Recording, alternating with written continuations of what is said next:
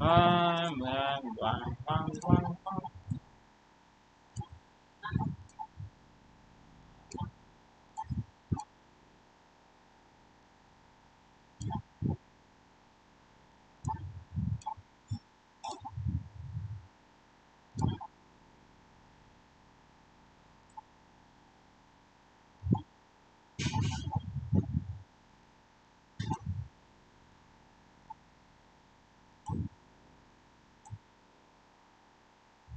Partition array according to given pivot. Here given zero index array nums and an integer pivot, rearrange the numbers as that conditions are satisfied. Every element less than pivot appears before and every element greater than pivot should appear after my. So what is pivot? Pivot should be the middle element, I guess. The hell is pivot?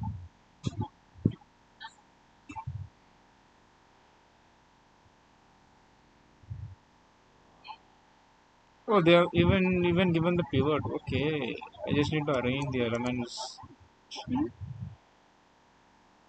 If my element is not pivot, I mean less than my pivot, then it should be in the left side. Otherwise, it should be in the right side, right? I have to create a new array. Let me do by creating the new array first, and later I will come back to the different approach. Let result equals to my array, and I'm going to iterate over my nums that I will be I less than num short length I plus plus. If my nums of I is not equals to pivot, pivot can't be. Oh shit! There can be two pivot.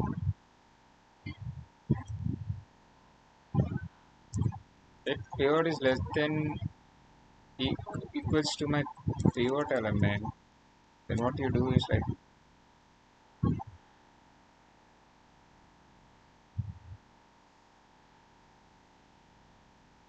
if I push the array in the order, like if for example if I push the lesser numbers first, and after that if I do greater number, then it will be in order, right?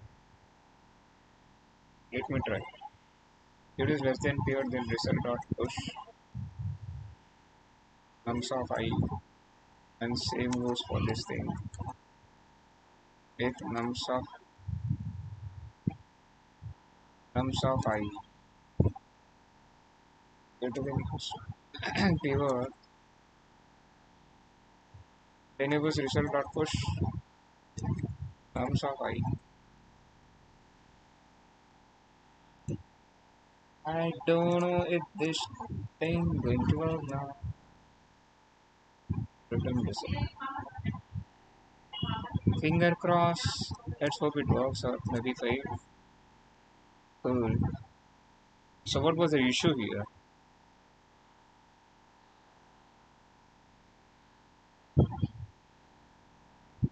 Where is my print string?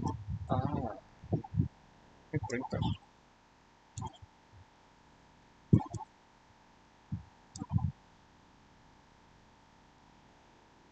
Instead of pushing my what do you call that?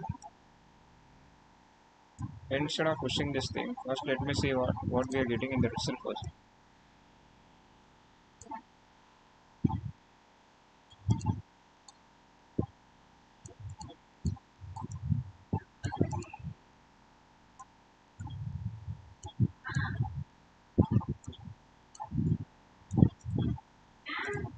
If it is less than my pivot, then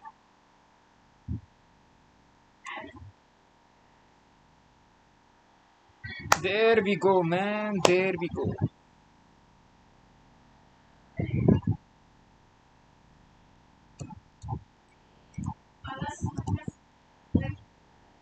If nums of I is equals to pivot,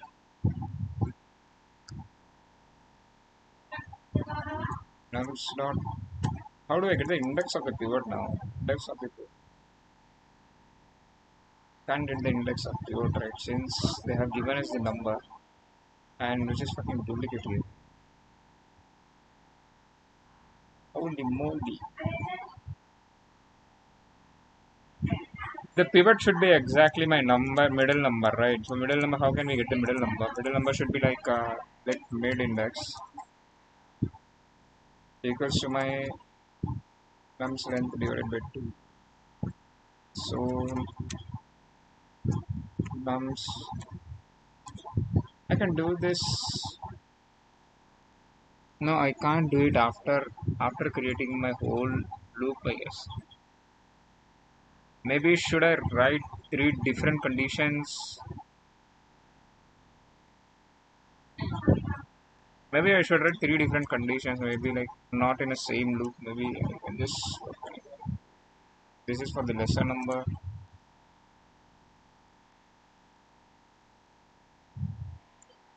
and same goes for the, after my lesser number, my pivot number is going to be right. So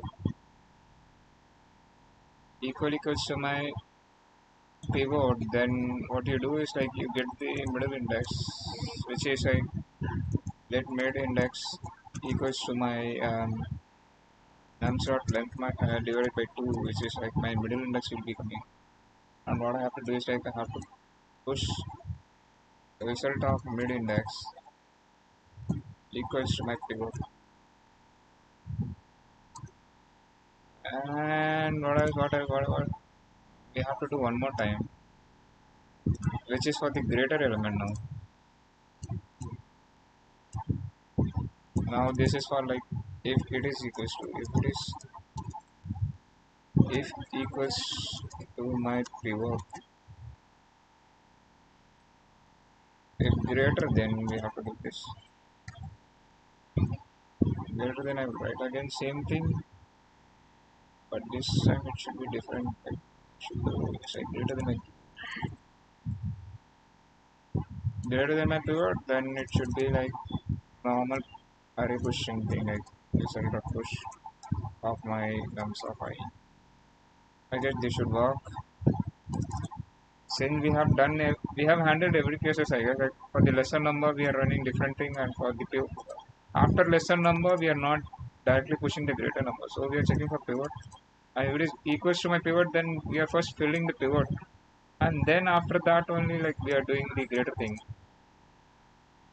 And if it is greater than my pivot, then we will ignore the pivot itself, so we don't have to worry, I guess. Be fucking crazy, what the fuck? My pivot didn't get, my pivot is missing right now. What the fuck, bro? What do I have to do now?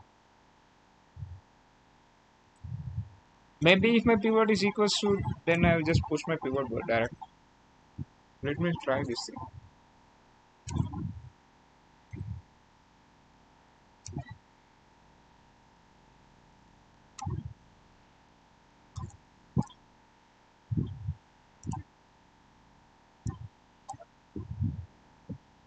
Yo, oh, oh, oh.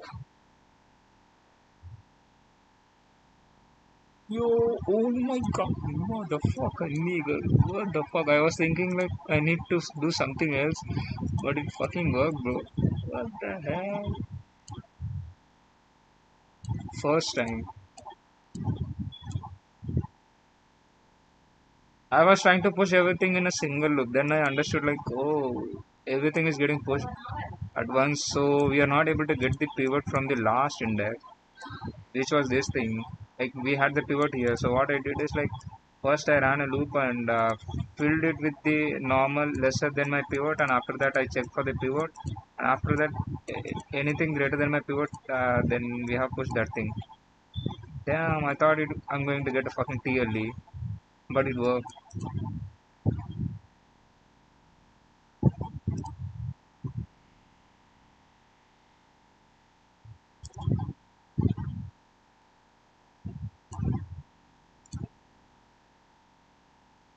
I guess this is like a three pointer. I guess like maybe not using the.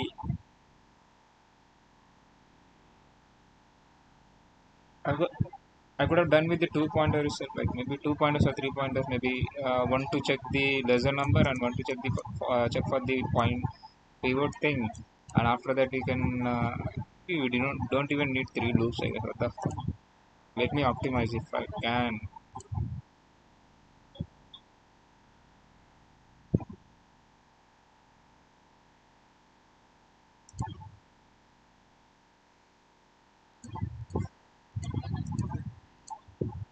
Is my internet working fine since I have changed my what do you call that thing?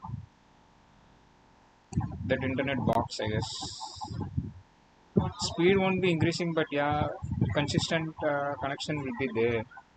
Since last time it used to like disconnect within 3 to 4 hours, then I have to again go and turn it off and on, like some bullshit. I think now it's fine. Why the fuck the Discord is taking so much time?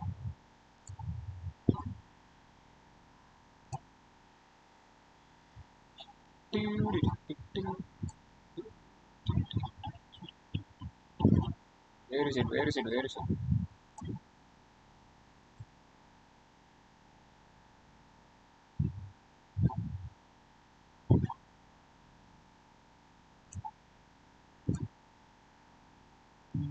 Let us try to do some similar questions. If we have something similar, we have something similar. We just call as partition list. Oh, team please. Let me try. Let me try. Let me try. Given head, a linked list and value x partition such that all. Oh, it's same again. Uh-huh.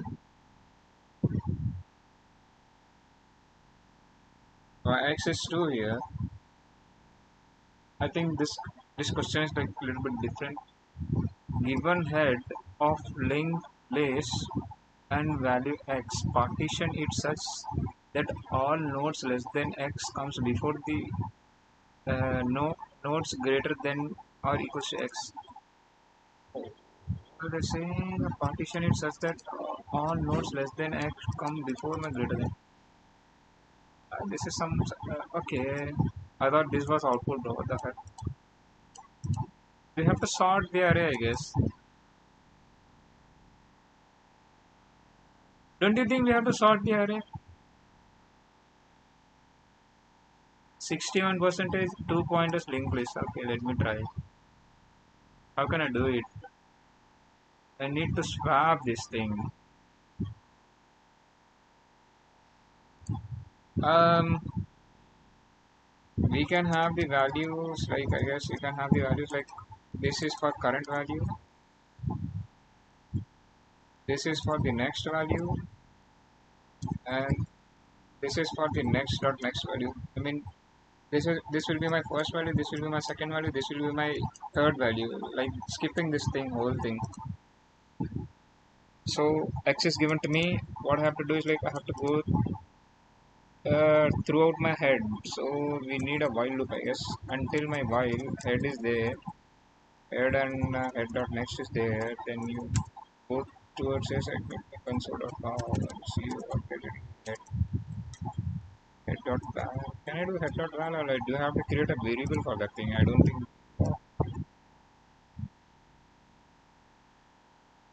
Maybe I wrote a wrong loop. Maybe it got clearly. I guess. We're getting one. Okay, I'm getting the 1 1 1, but who will do the head dot max? Head equals to head dot max. So it moves to the next value.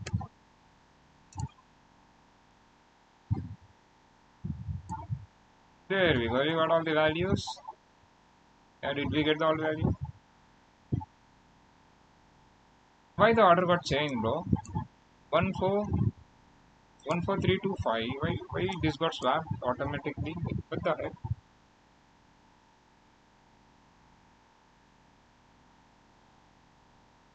What I can do is like I can convert this whole thing into an array, and after that I can swap the thing and put it back again. Like not swap, do the same logic again. What we did earlier. We can get the answer, but we don't want to do that. X is given to me. X is my 3 right now. X is 3.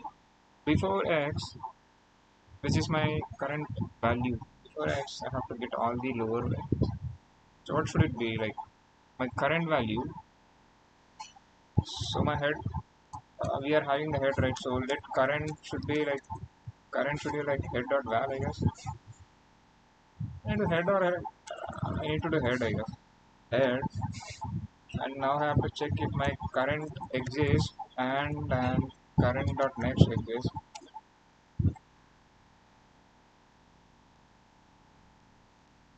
Then what I have to do is like current should be like current equals to current dot next. And what I have to do is like I have to swap, check check if something is out of the place. So what I need to do is like I have to keep all the pointers now. It's just like my uh, left value and right value. No, we only need the next value. We only need the next value. So let next value is like current dot next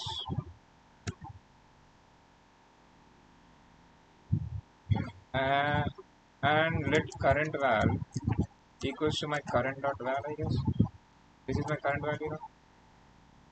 And we are doing the current dot value current dot next to go to the next index. What I have to check is like if my now we have to check if my current value if uh, current value current value is less than my x. If current value is less than my x, current value is less than x, I don't have it.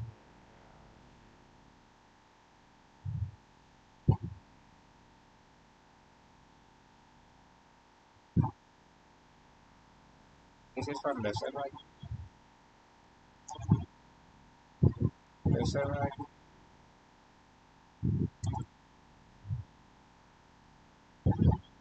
x value are giving greater value. If my current val is greater than x, current value is greater than my x, then what you have to do? You have to swap the current value and x value. We write swap function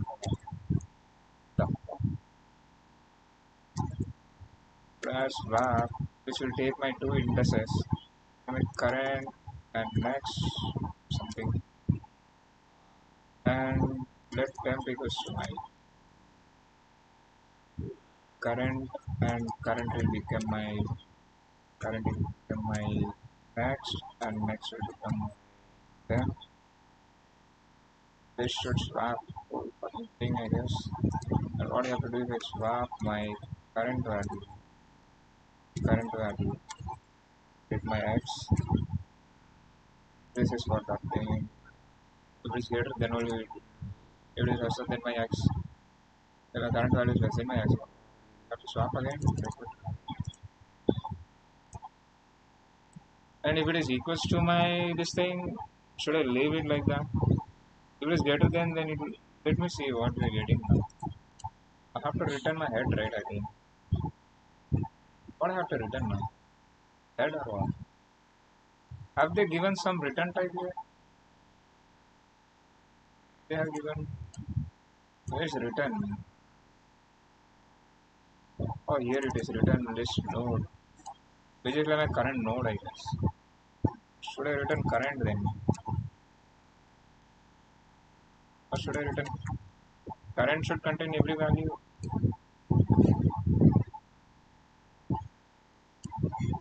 Oh, you're getting some errors. What is this? Oh, I did some mistake. Oh, it is from. What do you want, brother? I see. What I got it. Shit.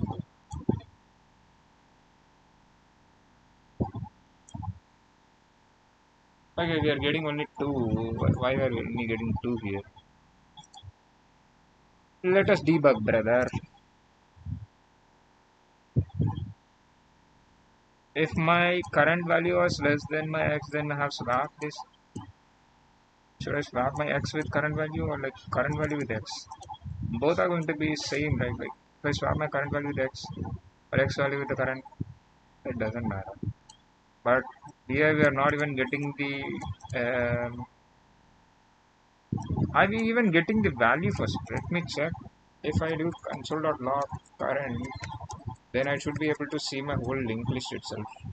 If it is not showing, then I have done some mistake. It is showing. Okay, now we are getting whole value. Fine. And what is happening here then? Until my current dot next is not null. Until my current dot next is not equal to some null. This is how we check, right? I don't remember the check condition for this thing. I'm still getting 2. Are we supposed to return only head? But head does not contain the value, but we are manipulating the head, I guess. So nothing changed, I guess. I see everything is in the same position, so we have to manipulate the head itself. Shall I just manipulate the head itself? Instead of doing the current thing, let me manipulate the head itself. Like maybe because of that, I don't know. Like how do we return the current now? We don't even need to declare all this thing. Like let us print the head alone here. And oh, I have to run this thing after doing my swapping thing. Then only I will be able to see my current. What is inside my current value? Current right. I was trying to do it before my swap thing happened here. So we are not even checking anything for this. Let me check. We are getting the output first. If lesser value, then we are swapping it back, and if it is greater, then we are swapping again. We don't have any other approach to do in the linked list, I guess. We can only do like swapping. Or maybe I have to do no current dot val. Yeah, I have stored in current dot next dot val. Current dot next dot val or current dot val. Current dot next is supposed to give me the value, right? Or we have to do. We are not even using the next value. Let me current val. And did we get something? We are getting okay. Let me remove whole current itself. Don't even need head and head dot next. I'm going to manipulate the whole head itself.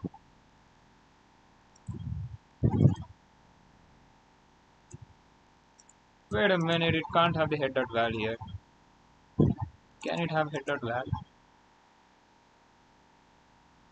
Let me do console dot log head dot val. I think it would throw something error.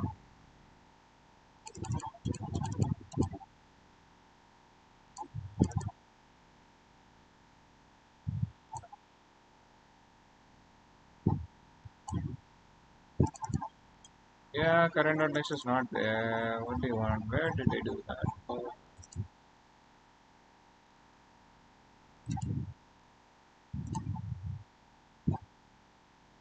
even here it will throw an error. What the fuck? Oh man.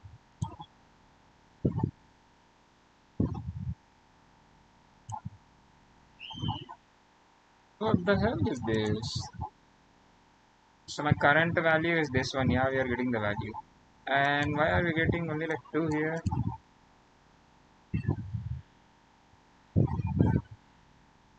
This is making me crazy right now. What I can do is like I can just convert back to an array and I can do the operations like whatever I done in the previous question. But I'm bearing with this shit, bro. To access the value, can I Google it little? My head dot next is supposed to go to the next value, and we don't even need to.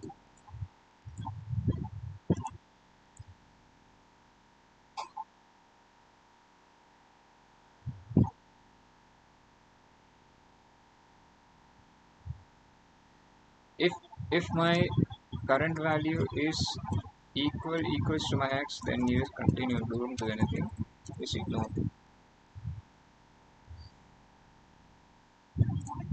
And we have the greater value, which is like current value is greater than my x, and we are swapping it and we are moving back to the next index. Are we moving it inside, or like if I'm not moving, or if I'm not going to the next index, then I will get a clearly, since my loop will be getting stuck in the infinite loop, but we are getting the head value, so this is proper, I guess.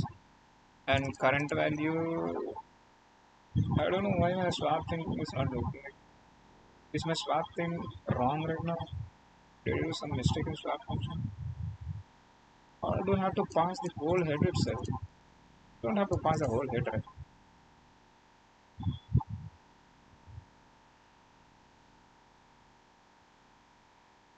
Or I have to do like head dot current and current dot next or something like that.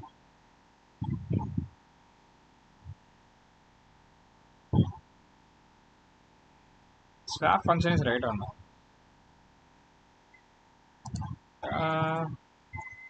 Let me ask it like if you are in the right direction.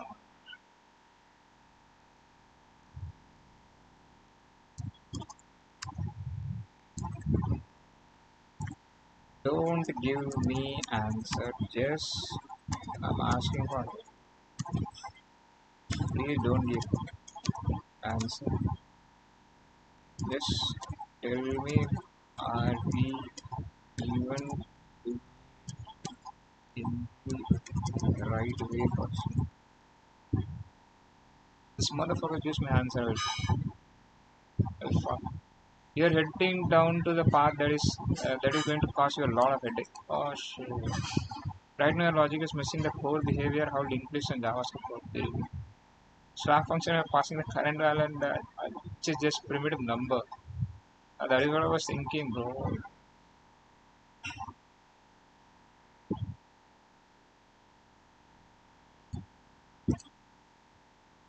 What did you say?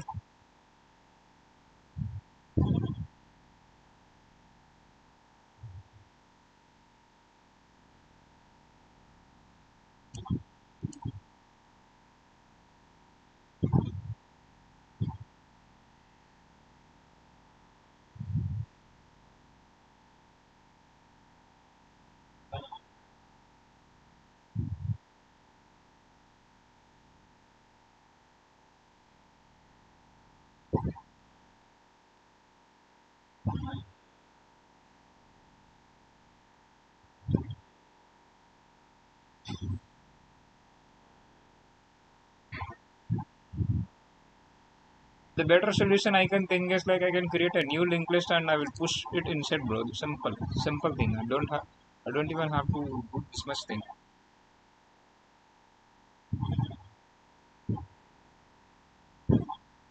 How do I create a new linked list now?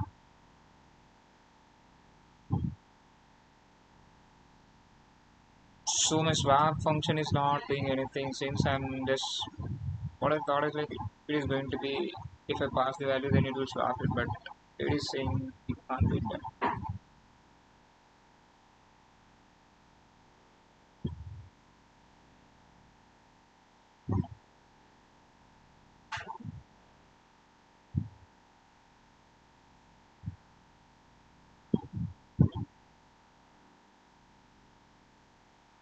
Oh man,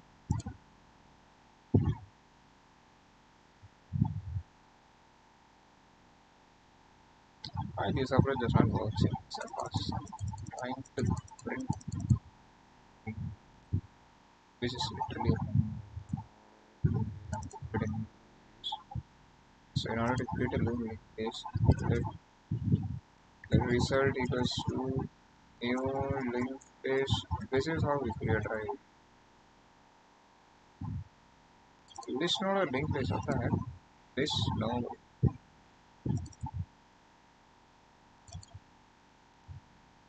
Now what we can do is if this is this thing, then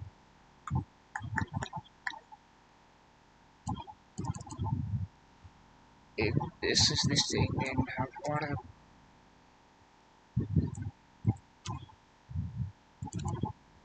Fuck you, bro. I just compare and I push it inside my linked list.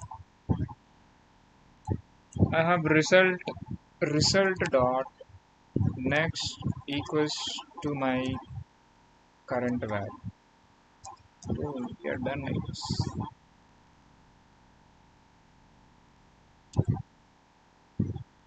Do you have to move my pointer again? Or like maybe will it work? I just need to move my head right.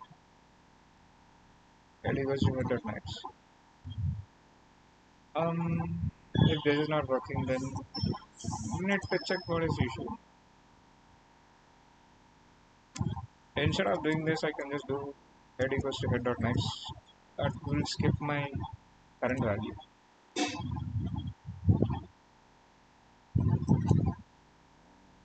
What the fuck? See, I can't return the result like this. Is my link is wrong? How the heck I'm supposed to create a link list now? Ah, link list needs two things.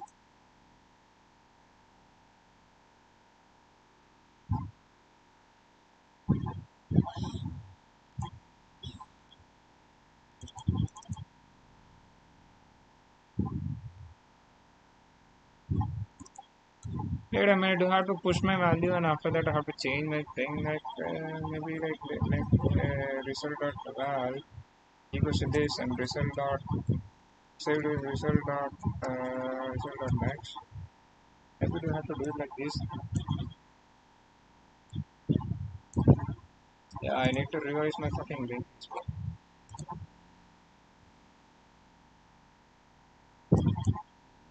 What did it say?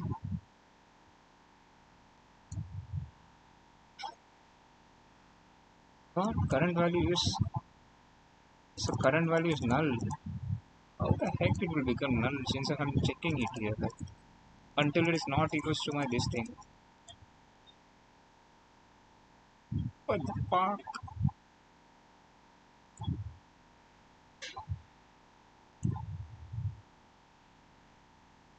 Hell nah, bro.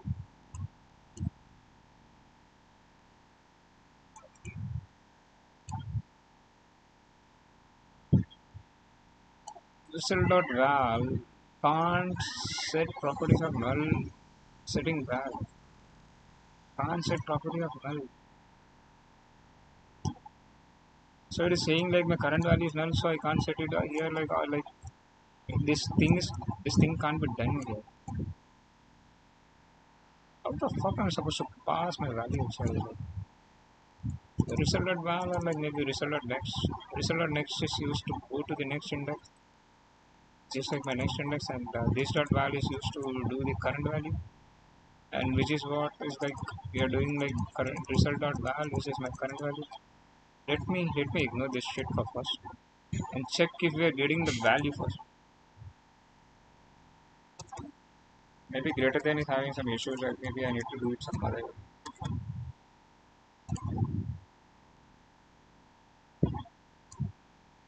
We are getting null. Interesting. So even result has, yeah, at the end it should be null. How do I return my whole thing then now? I have created a new link list node, but I'm not able to get the list node itself. This is fucking crazy.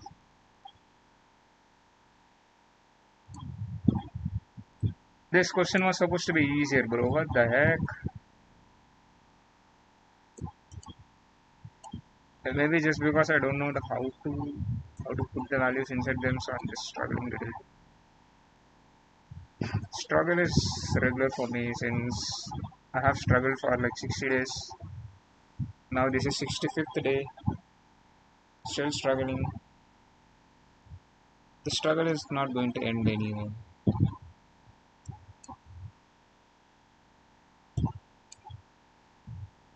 Now we are not even doing any swap thing. We are just directly doing like created a result thing and comparing the value, which is my current value at dot val, and checking it, and if it is equal, then we are doing next.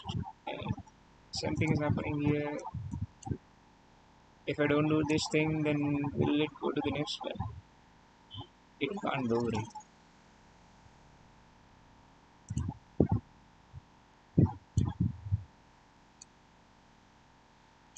Maybe in order to skip this thing, I have to do next, and it will go to the next value. Like, I have to skip the whole value itself.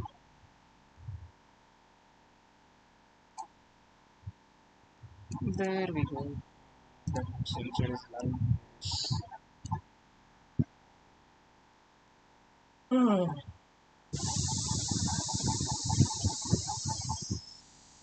Any idea how we can do this, man? I'm stuck. What did I do wrong? Is my approach wrong? Like we can iterate over the whole linked list like this, right? Like my head should be there and head dot next shouldn't be null. I'm taking the current value head dot val and then comparing it with x. And if it's true, then I'm putting that value inside my next result dot value. And after that, I'm doing result dot next. I'm moving to the next index. And if it is this is true, then if this is true, then we have to do it again. Like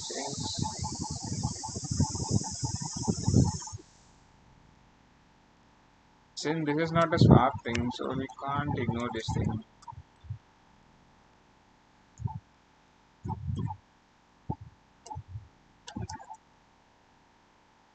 I'm repeating myself a lot.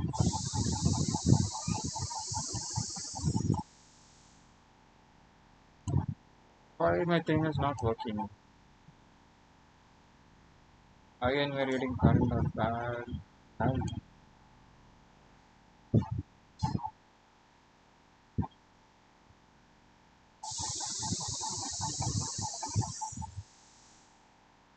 Oh my god, what the fuck? The fucking head here and head dot next is here.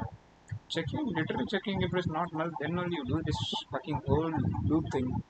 This motherfucker is giving me again null. What the heck is gone?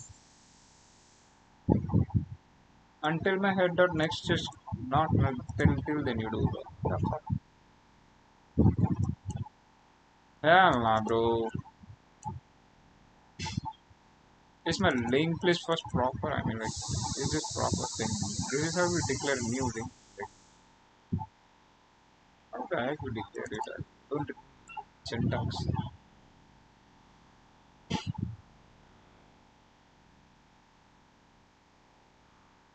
What the fuck?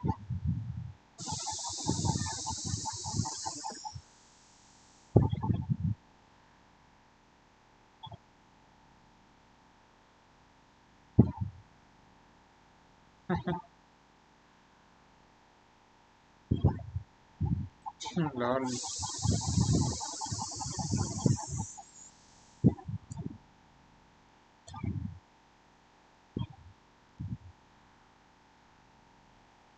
Yo, shit, bro.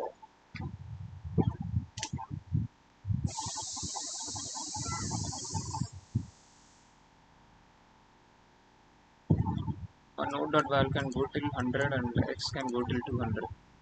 What is minus 200 now? Can it go in minus? They have only given 2 pointers. I am doing 2 pointers.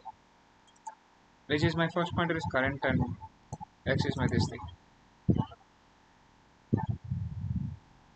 It's okay, man.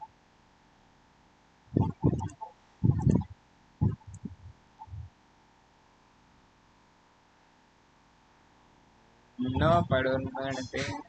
Oh, oh. I built an fucking to-do app. I built a to-do app in Go.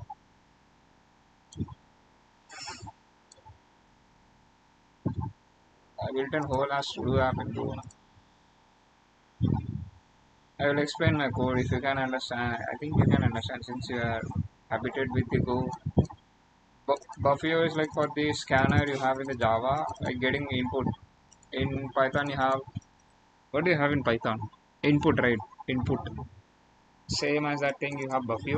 FMT is for printing, OS is for like operating system, like for accessing some stuffs. And strcon which is used for yeah strconv is used for converting the string and some operations you can do. String is for accessing a string, and time is for time. And this is like declaring a type in TypeScript. You do right same thing. So struct, I'm creating a to do struct which contains my name, description, status, and due date.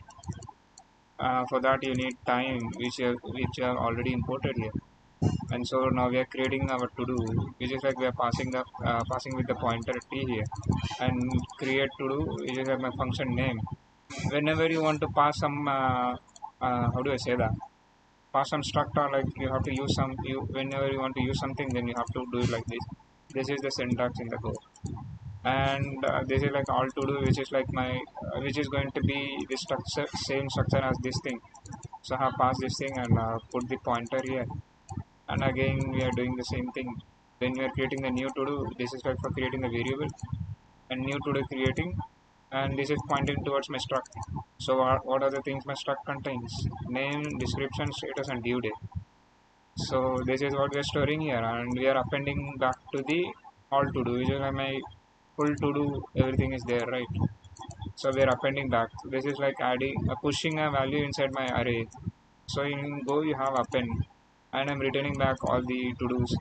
And for printing the to do, we are again passing the whole to do again. And len function is used to check the length of the array. Like in gen one space, I guess, like for giving a space I gave this. I could have done slash n, but yeah, I was lazy. And this is like an for loop, but in Go you don't have the brackets. What do you call that? Parenthesis, right? What do you call this thing? Parenthesis, right? This is parenthesis, and this is curly braces, right?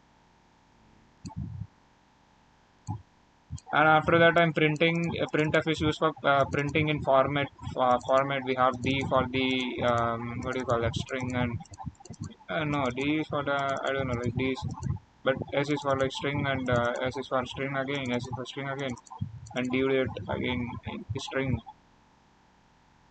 How do you see the code? And whenever you pass some formatting, then you have to pass all the values whatever you have used there for formatting.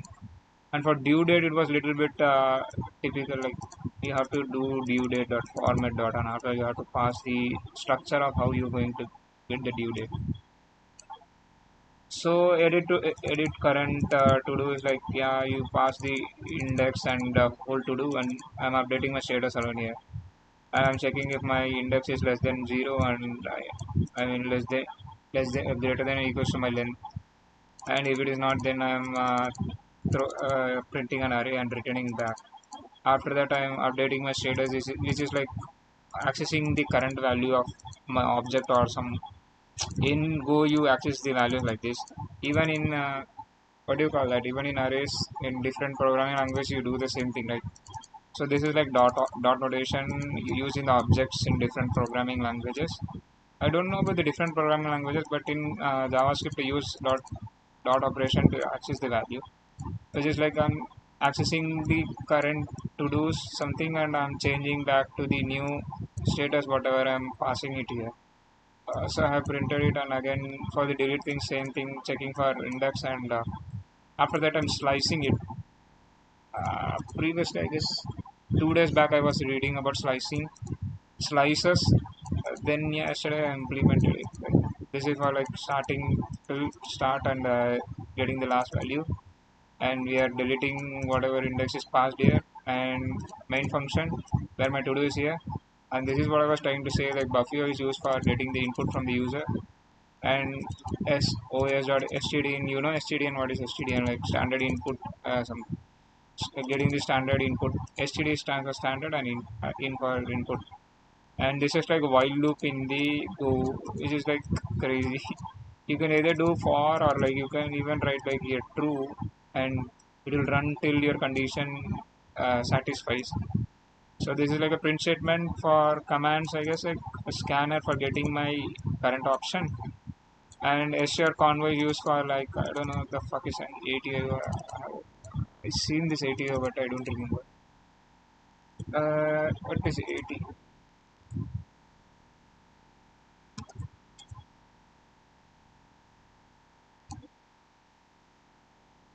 Yeah, oh, converting the string to digit type and switch cases for everything like literal switch case. You know how to do switch case. If it is case one, then I'm just printing it, nothing else. And for the second thing, for editing, no, for creating some to do, I'm doing this thing. But every time you need to get an input from user, then you have to do scanner.scan. After that, you have to get the scanners thing inside the current to do or some whatever value you're going to get. So again, I'm prompting the user to enter the description and same thing. Okay, run the program itself. Why I'm explaining this much?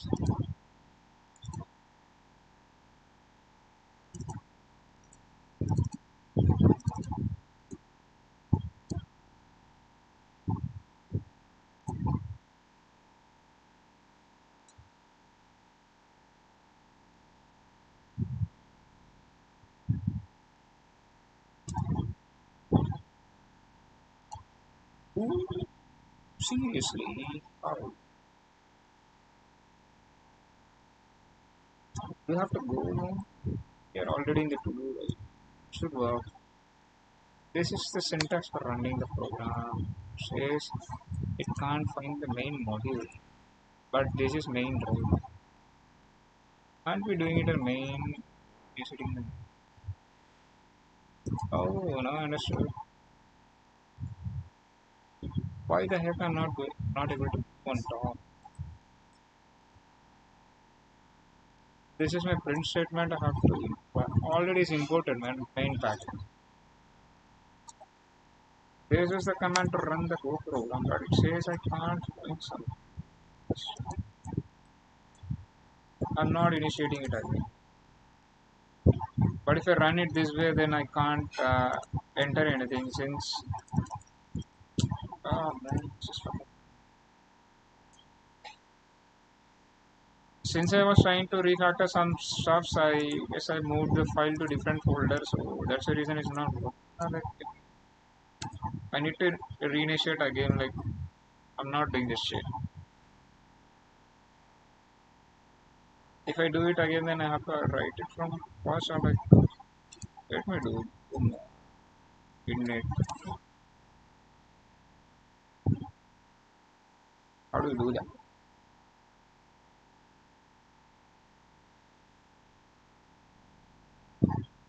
It says git config, but on git config, when I have to run it,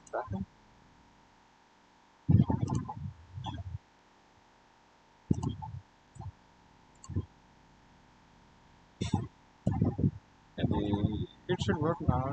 Let me do cd. I don't know. In this folder, it should have the initialization. I guess to do is there, and I have to run. What the fuck? Go run. Dot. Oops.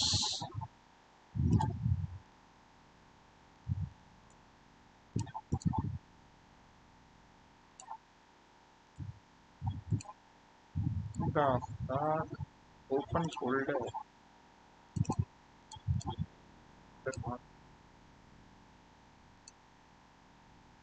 Even my main package is here. The issue then if this is working, then this should also work. So run is the syntax, right? So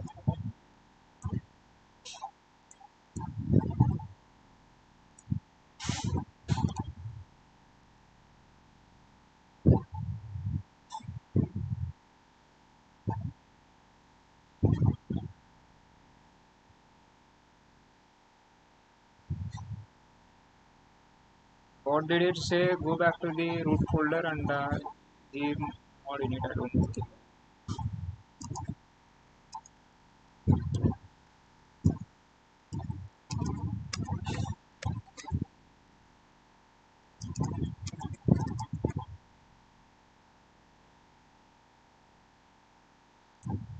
Oh, I have to pass a name.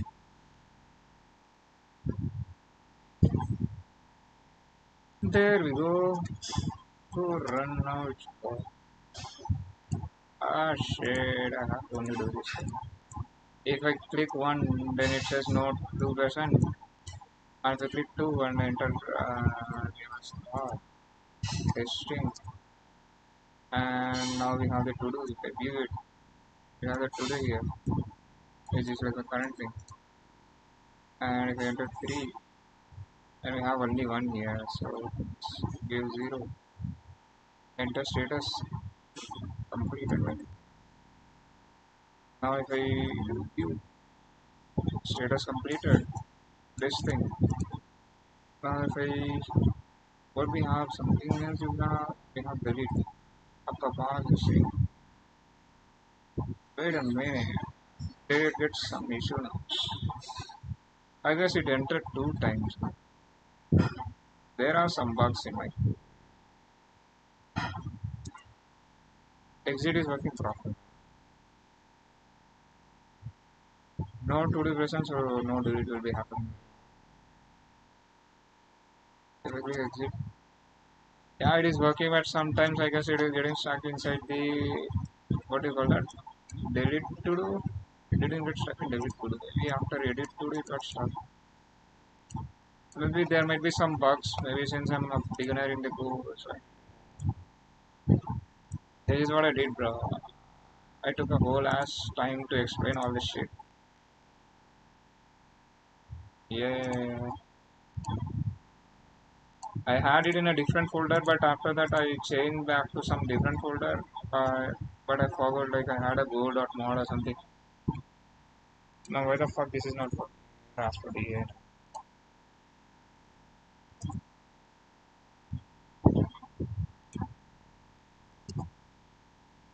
Bro, are we in the right direction, bro?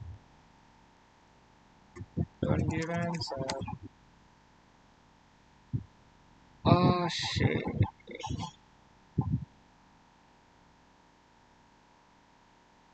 Yeah, how the fuck?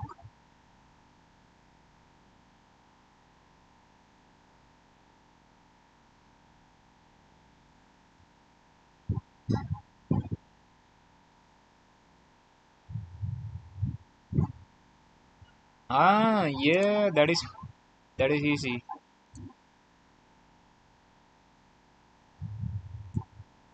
That was fucking easy. I took only like 5 hours. I don't know, maybe 5 to 10 minutes. I guess.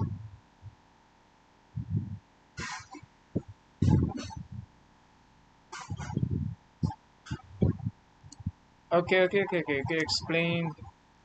Explain in general how we. I'm not going to ask the answer, but I'm going to ask it in a different way. How to store values and how to retrieve. Store values in general. Don't. Maybe I should ask in a different tab. I guess. Otherwise, it will spam the answer. I don't want. So, how do we create new this node and imagine if I have an head with head LL English the fuck I wrote LL and I want to do some operation and store it back in the new link like with the result how do we do it in general in JavaScript.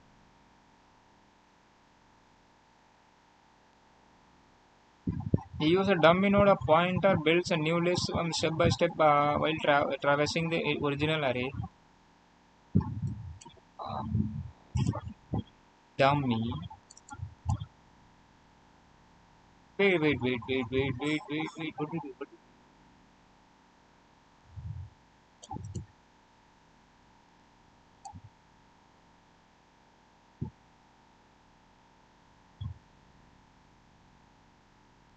First, I've created dummy and it contains a value 0 here inside and Create a pointer to track trail of new list.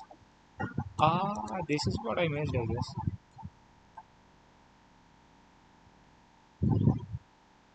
Let's visualize. Let's visualize this thing so we don't forget it later. What does it say? Yeah, I used to do linked list, man. It wasn't that tough, but since it's been on many days, uh, I'm not able to recall it. I guess we have the dummy. Yeah, I had a list node already. Let me take my code from here and let's do it in the side by side. This is fucking big. What the fuck? How do I expand it in a side way?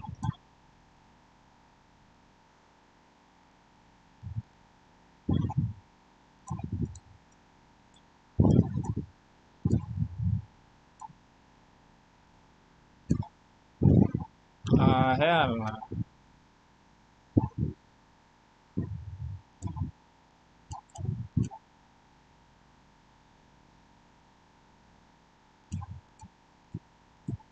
come on, man. Yeah, now we have dummy. We had to create a dummy thing. Where did we create? We created a dummy thing which is called as a result here, and we have the dummy here. And we have to create a pointer, which is what I didn't create it. So, and it is passing. I mean, it is what do you call this thing? Like, how do you think? Pointing. Yeah, pointing to the current created newly created list node, and we are doing operations on this thing, not we're directly doing on the dummy itself. Okay. So let current is like current old is like which my head, which is what we did, I guess. Did we do that? We didn't do. So we need two pointers basically. Let me remove all this shit first.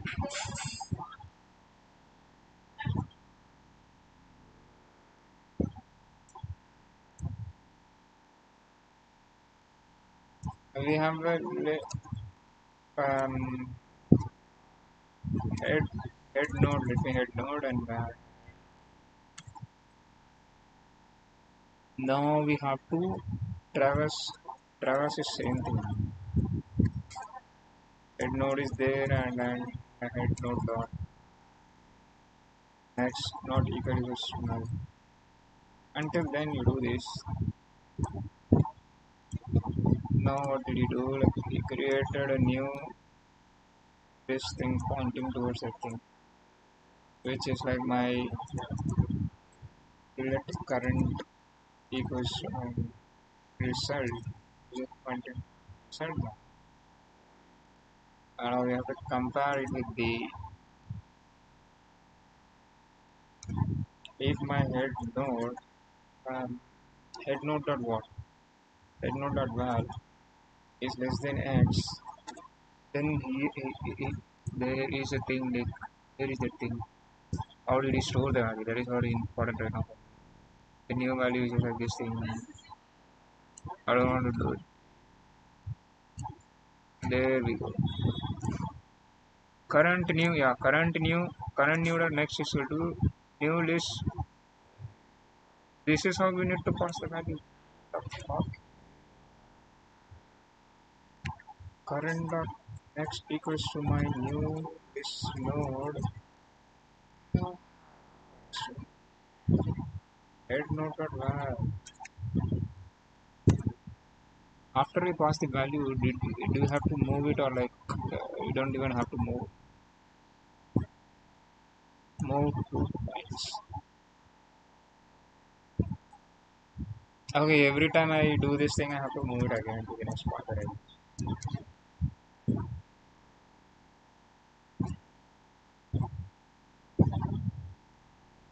So this will move to the next pointer, I guess. And if it is equals to that thing, then whenever it is equal, then we have to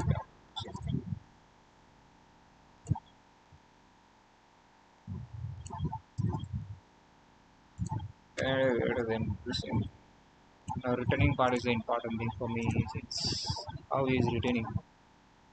He is retaining like dummy.next. Actual start of the list. Shit. So I had to do result.next. You did dummy.next. Ah, you did dummy.next since he stored everything in dummy, but I stored it in a result. Let's hope it works. We got the value, but it is literally not in the order assumed it to be there. So where did we go wrong?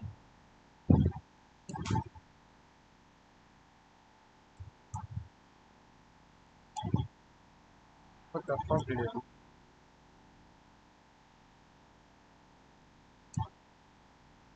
What the heck? Just go and sit there.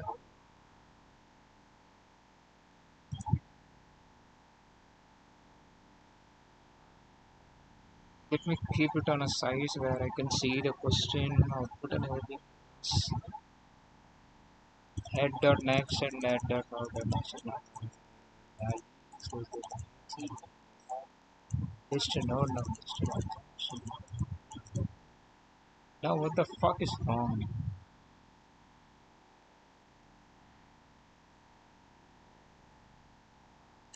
If I try to get the result, it should be null.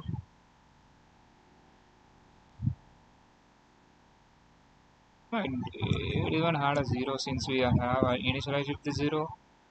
I haven't initialized it. By default it took a zero value. So you want from head result or next, which is our current first value. Holy moly, why the fuck it didn't work? Where is my tool? It skipped something.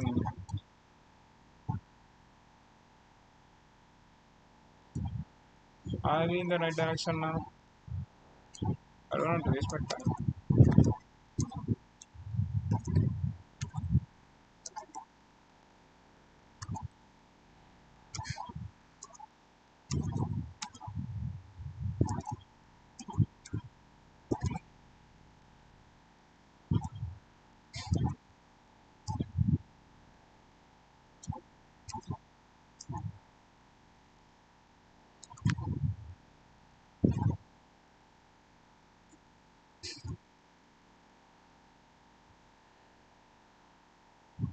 Ah, you're in the right direction. Both you understood the core pattern using dummy result and tracking the current and traversal. Loop condition while closely head dot next. What happens when head reaches the very last? It is probably null, and loop will instantly exit.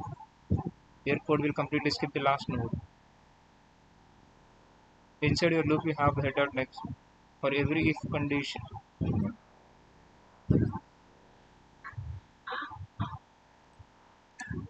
So even I don't have to do this thing. So you're saying I have to do it only once. That to an outside, like I don't even need to do every time. This is wrong.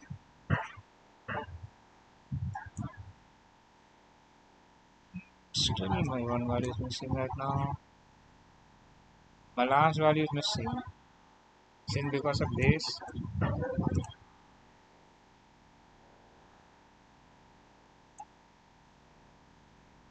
Maybe I can do like until my head dot node exists, then you do this. There we go, we got all the values now. Perfecto. But the value is not arranged as we expected it to be. And what is the issue for that thing? Let me see. What it did is like it just iterated over the whole like this story.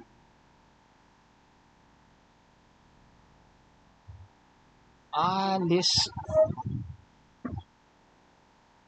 node can't be list node can't be accessed like an array. We need a swapping thing.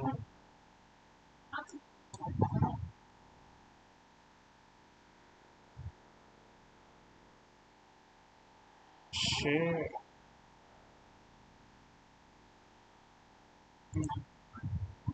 what I was thinking is like it is going through whole thing and just checking it, but it can't do this thing here like this. Maybe I need to do it in a different way. Like,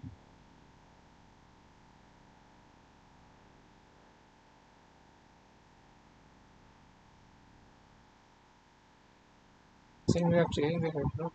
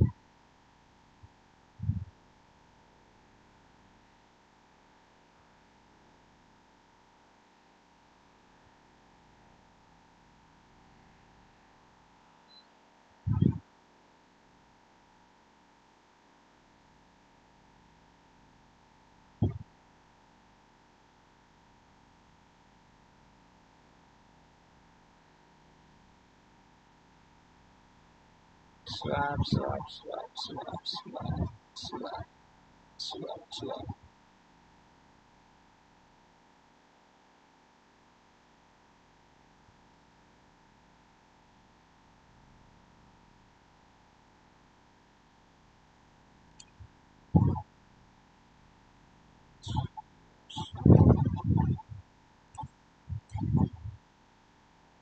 Fuck. How do you partition this? You should preserve the oops, to partition and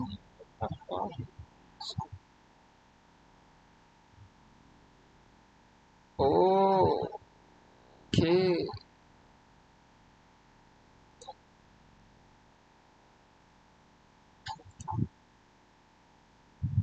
Fucking crazy, bro.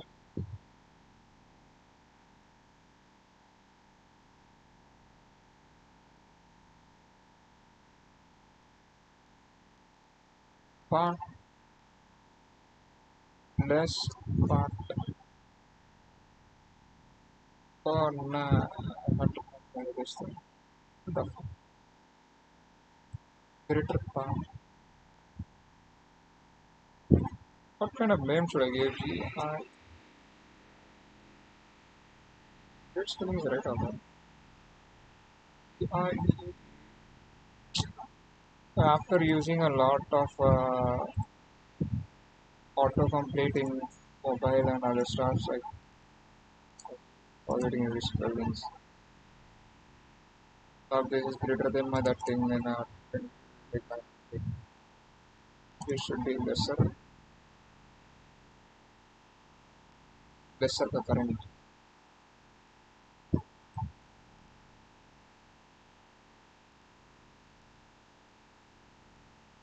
अगर ये काम नहीं कर रहा भाई, I'm going to ask for a man. हाँ,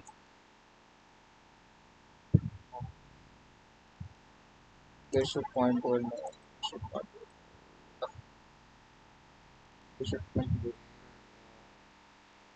Now we have lesser current, which is at lesser current here, and have greater current, which is at greater current. Uh,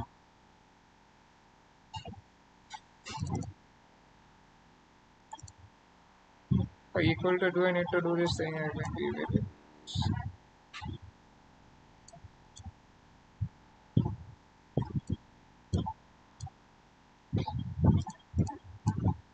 Even a greater current need a moment.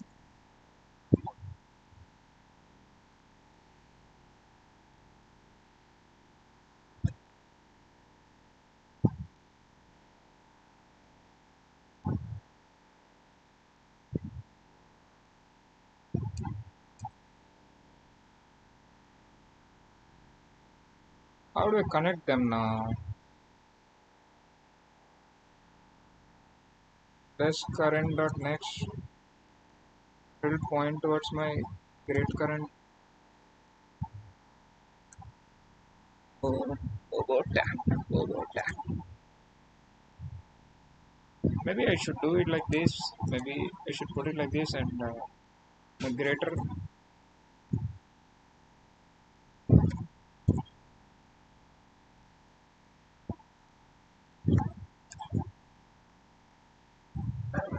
Next should pass towards another. I need to unmute it.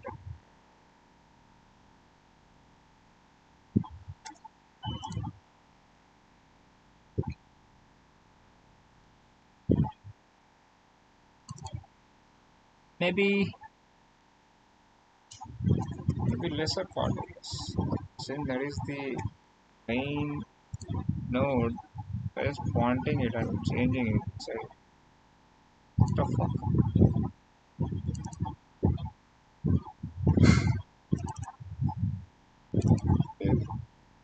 I guess this approach is right, but maybe some syntax issues in between. ऐसे ही तो मतलब point करवाते हैं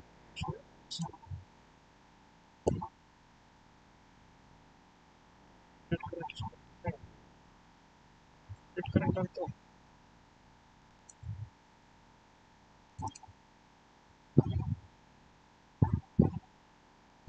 942 brother, are you seriously? Are you fucking serious? Are you for real? Motherfucker, can't you see this great current here?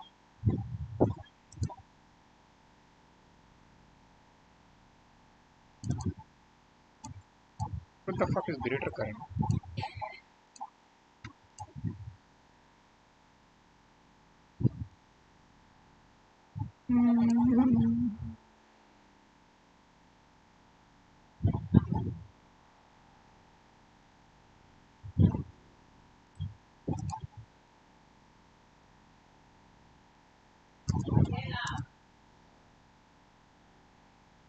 Yes, sir. Yeah, I understood. Pointer advancement bug. Look at where you are advancing your tracking point. Problems are advancing both pointers on each single iteration. अभी if में डालना पड़ेगा. Look at how you combine them at very end.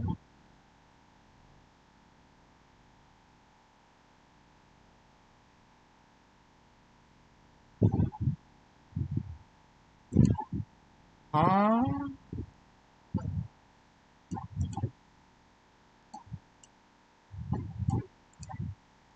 That is what I did. My current thing. What the fuck is he saying?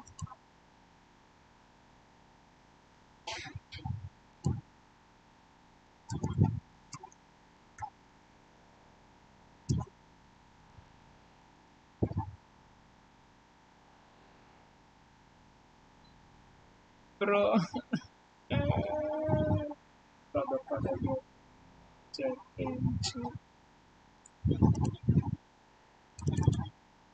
भाई पहले ऐसे ही था भाई. फिर बोलता है अंदर क्यों डाला अंदर एक एक बार होगा क्या फिर बोलता है साला फिर से डाल उधर ही. क्या है भाई. मेरे को ज्वाइन करने का बता मेरे को ज्वाइन करने का.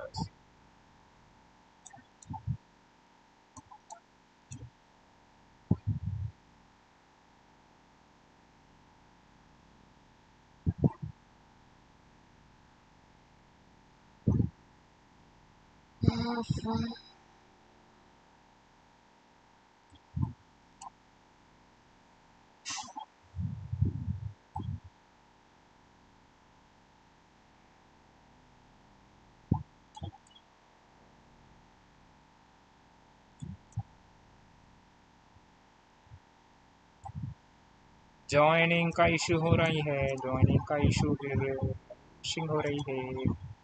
अभी क्यों मिशिंग हो रही है. क्या हो रही है.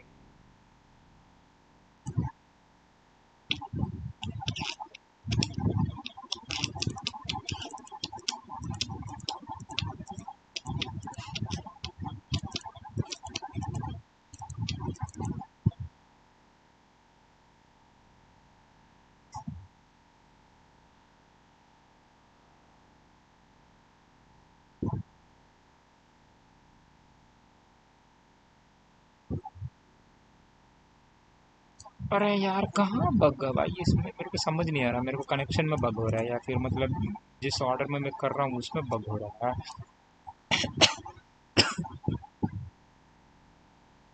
बग कहाँ हो रहा है ये समझ में आ जाएगा तो फिर।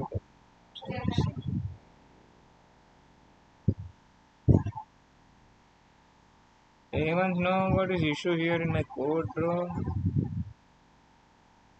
Can anyone fix this issue?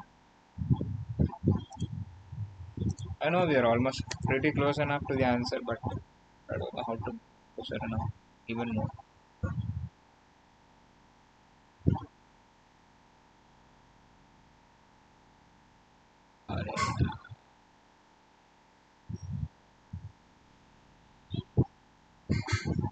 I feel like nobody is watching my stream now. Understandable.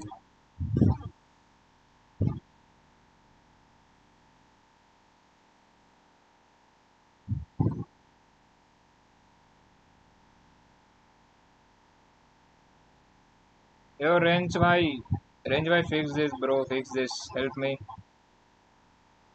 Come on.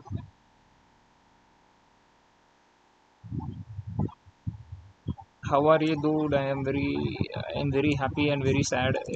Everything together. Habibi, help me for this question, Habibi. I know I'm pretty close enough to the question, but I'm not getting answer. What is wrong? You, you want the invite link, brother? This is the invite link. Join, Habibi. Join. What the fuck is wrong in my code, brother? Is my comparison not working?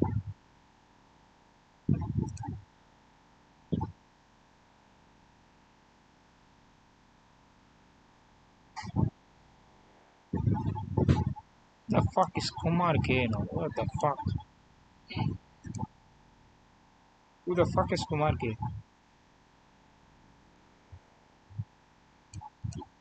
Maybe because of this shit, bro.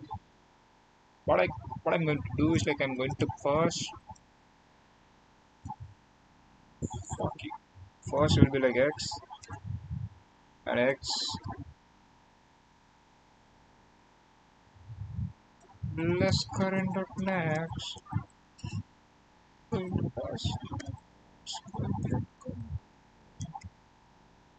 No, my X value is after lesser X value and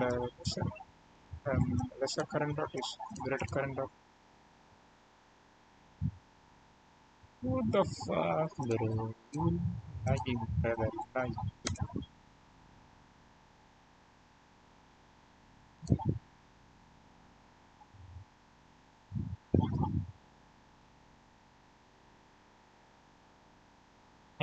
What the fuck? Now my lesser dot next is X for bro. Don't do that, bro. What the fuck, bro?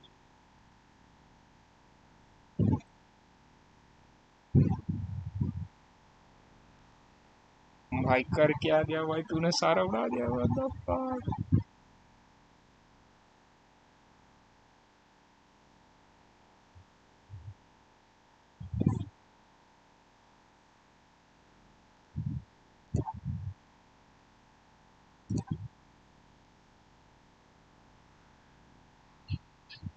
इसकी माँ के यहाँ का answer तो आ गया 1 3 2 not valid, क्या बोल रहा है? अबे तू ही है वो, तू ही है। तेरे को फॉलो कर रहा है भाई, मैं किधर गया तू?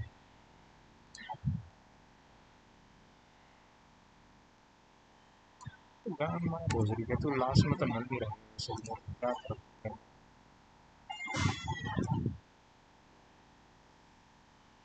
दर्द दर्द भाई दर्द।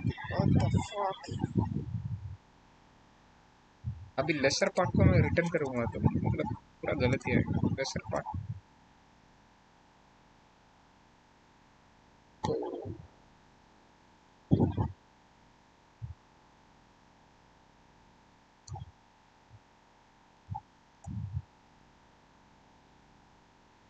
सब चूक गया भाई, ये ट्री को भी डाल रहा है।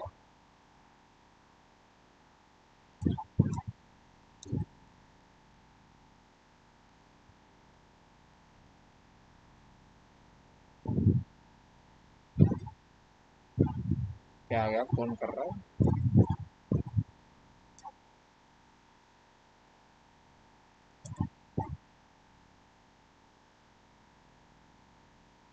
क्या कर सकता है।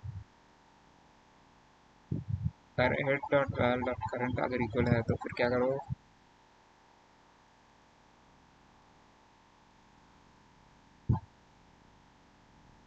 स्किप मार दे भाई, तू स्किप मार दे क्योंकि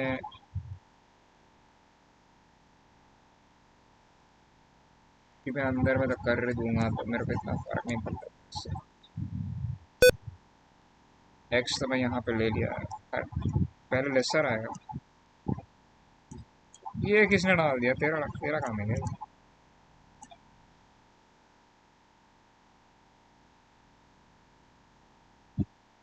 ब्रो करंट कहाँ से आ गया?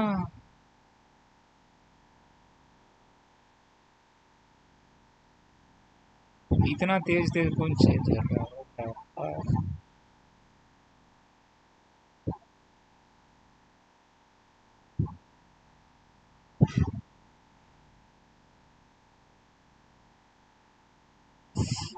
अरे करंट का भी पॉइंटर चाहिए, हेड का भी पॉइंटर चाहिए था। Fuck fuck.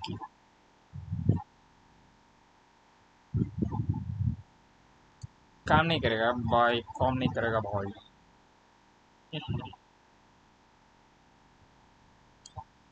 Less part of next करनी है and first this should be there and then after that.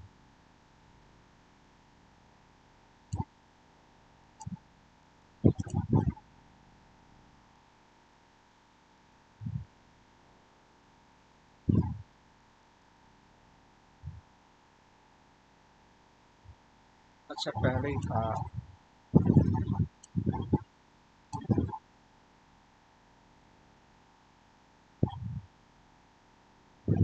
कहाँ?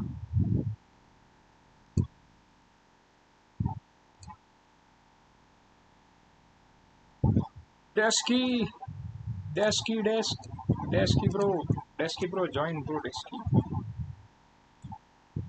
डिबगिंग करो डेस्की ब्रो।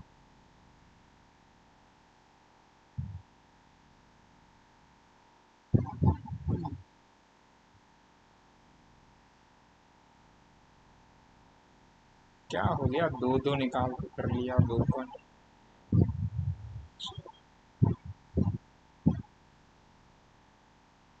भाई अगर काम किया ना भाई। अबे फिर से कौन उड़ा गया भाई? कौन है? कौन कर रहा है, कौन उड़ा गया?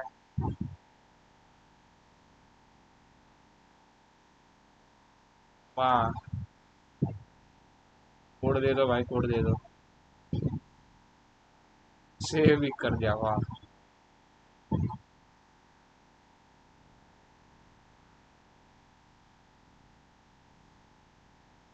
गजब भाई गजब।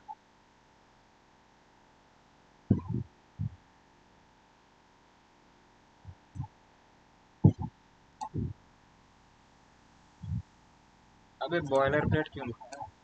ये लो बॉयलर प्लेट।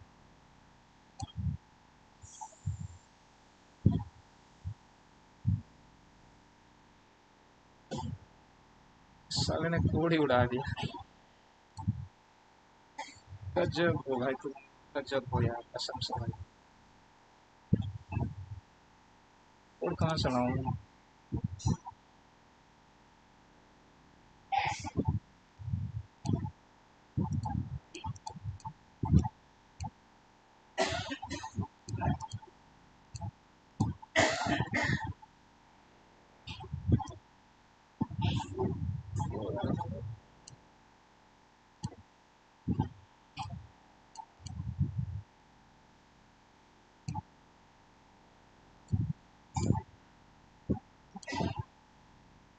अबे मैंने भी वही तो किया था।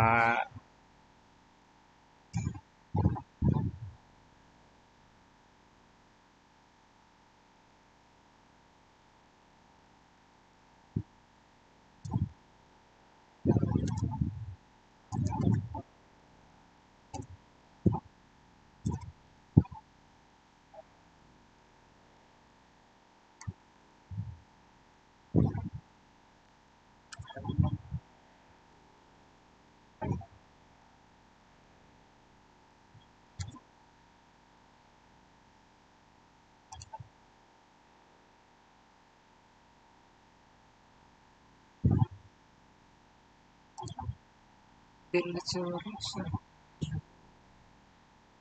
solve it myself in the morning. I will do it later. What the fuck? ये क्या ट्रांसलेशन है भाई?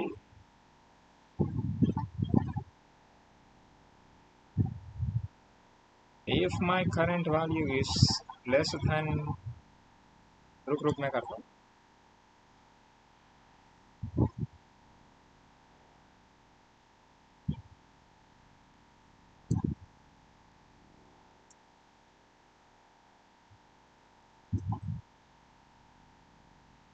क्या मेरा ये screen है?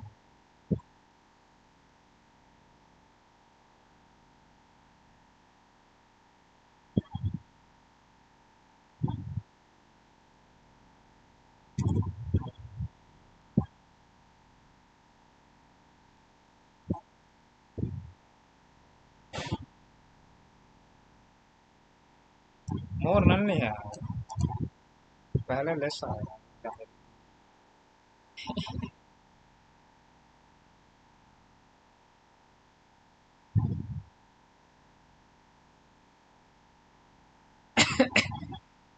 less less dot next will point to, x store कर यहाँ पे. नहीं नहीं नहीं पहले x आया उसके बाद.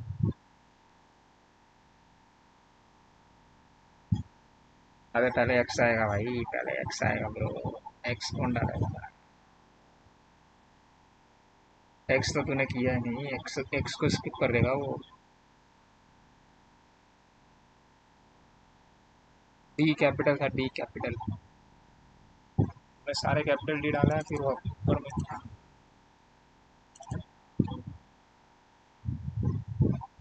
लोल.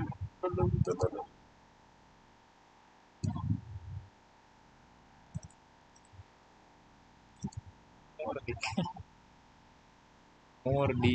डी स्टैंड फॉर दिख.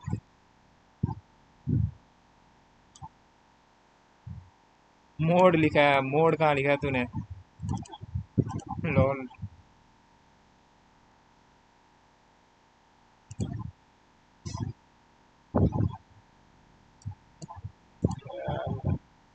ये एक्स कैसे काम चला भाई? How the fuck X bro? X कहाँ पे स्टोर कर दिया तूने? Will the X get. अच्छा एक्स यहाँ पे. एक्स ये वाला हैंडल कर लेना. हाँ shit I had the answer already. मेरा कोड डालता हूँ अभी.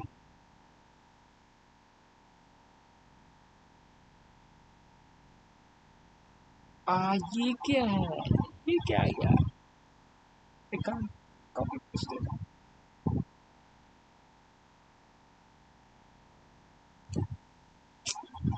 There we go my answer.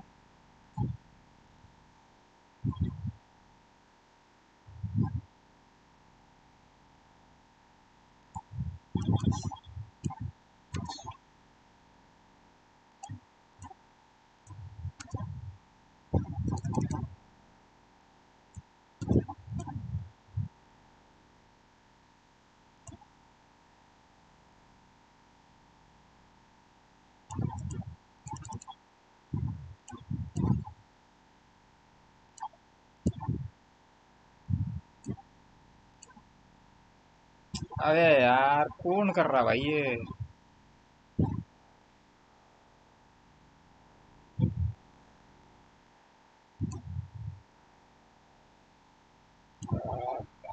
And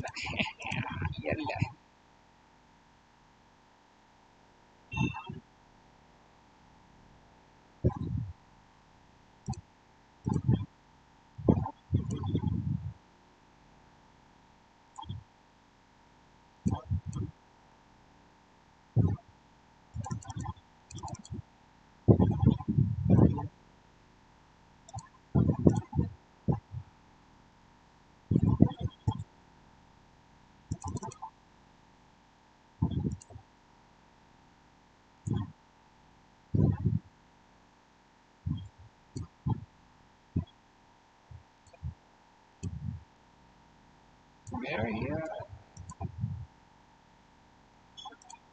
मैं एक्स को वहां पर डालने का चक्कर में मेरा नहीं हो रहा था। सब सही था बस।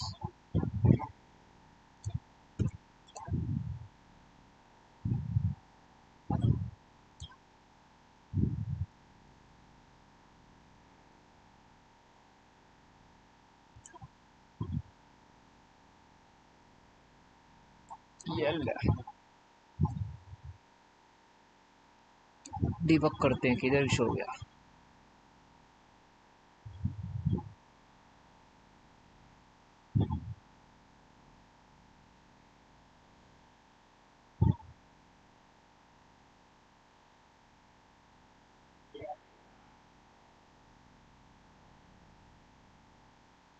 फिर मैं है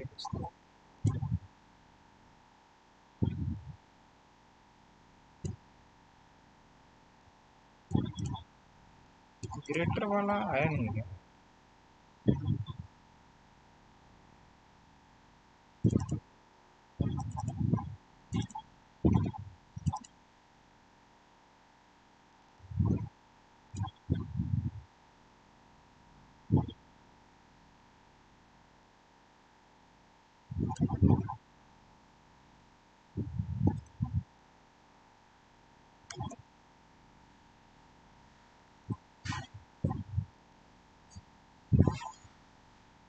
ये करना था।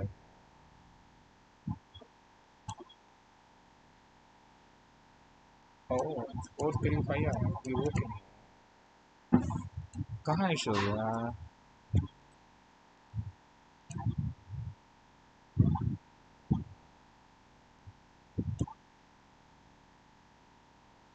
अब पता नहीं 45 क्यों नहीं।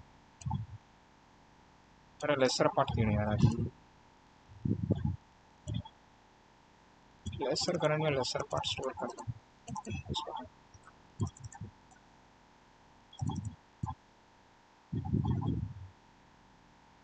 ग्रेटर करंट में ग्रेटर करंट को डाल दिया। हेड फिर नेक्स्ट मूव कर रहे हैं इस पॉइंटर पे।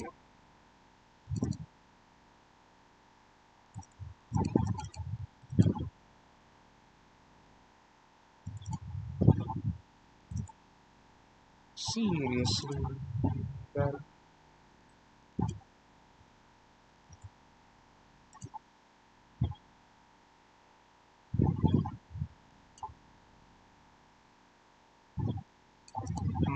what the fuck is wrong?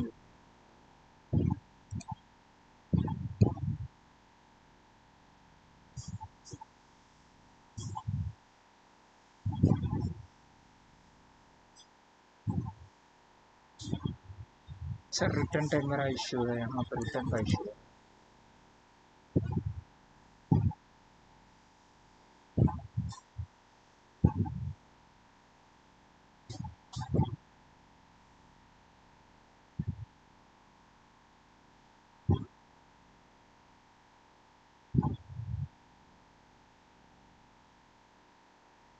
क्या किया मोर में नेक्स्ट नल डाल दिया।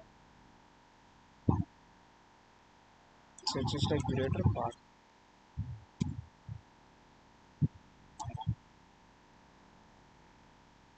Wait करो।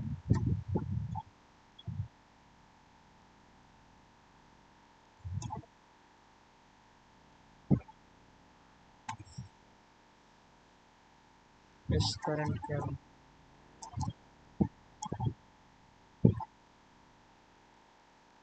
रेट करंट आ गया। उसके बाद less less part next.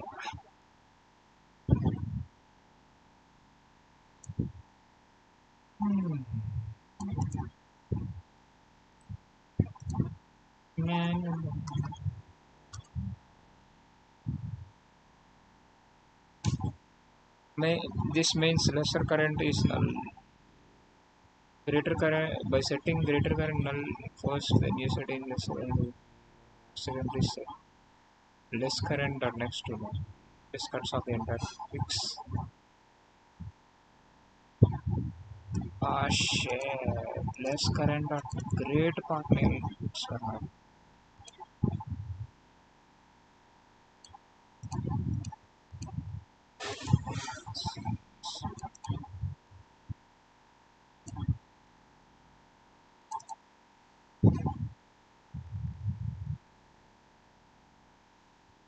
great further null, great great current or next null, great current जो next element null point करेगा उसके बाद नाम के चक्कर में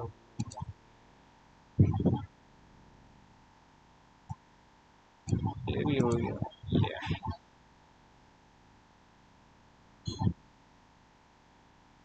अब तेरा दोनों सोल्यूशन सेम ही है, सेम डिफरेंस की वजह से यहाँ पे क्या हो रहा है, नेक्स्ट करंट लेस करंट में लेस करंट मतलब लेस का लास्ट वैल्यू जो नेक्स्ट है उसमें ग्रेड पार्ट का नेक्स्ट को जोड़ दो, उसके बाद ग्रेड करंट का नेक्स्ट को नल कर दो, मतलब लास्ट वाले को नल, उसके बाद फिर कनेक्शन ना बने।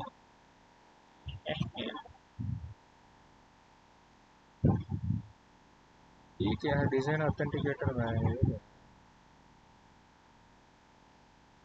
Let's look for similar question, partition अरे अकॉर्डिंग टू गिवन पे भाई उसका अच्छा ये तो हो गया यार, प्रॉब्लम आपकी देता है ये अब खत्म है, इसमें और कोई क्वेश्चन नहीं आएगा इसका similar, rearrange element already delete करो, ऑलरेडी डिलीट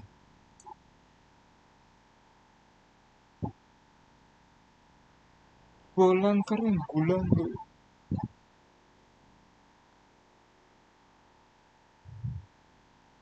गुलाम करते हैं भाई हम, उन्हें का मैसेज भी दे रहा है आपका, इस मैसेज दे रहा है नहीं।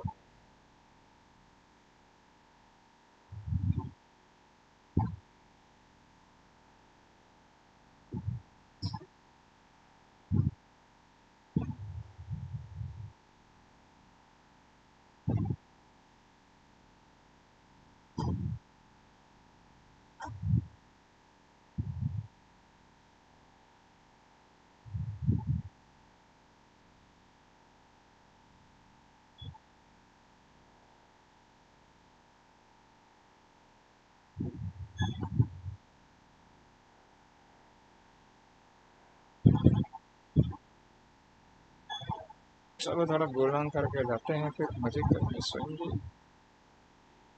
सोएगा बोल रहा हूँ मतलब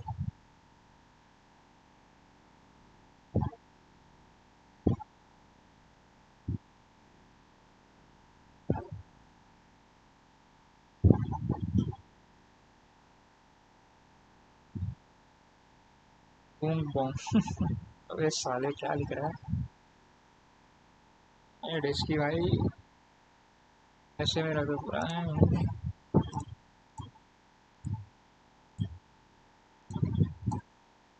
गुलाम, गुलाम इसे statically type file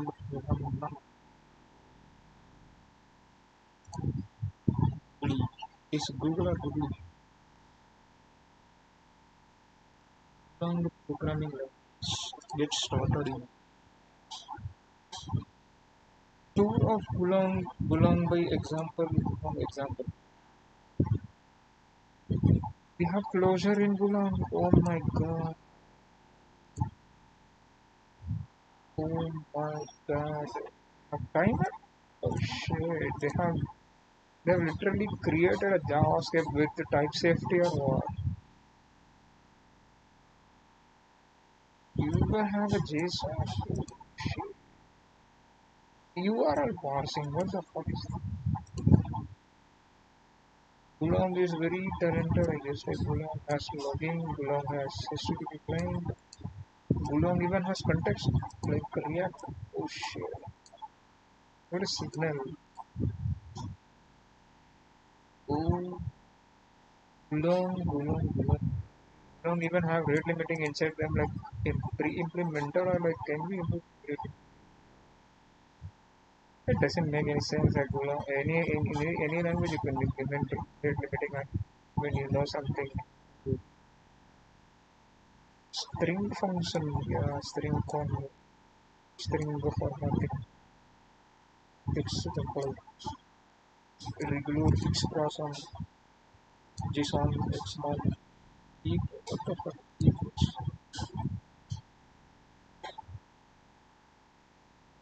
Oh, get seconds, get minute, get milliseconds, get nanoseconds.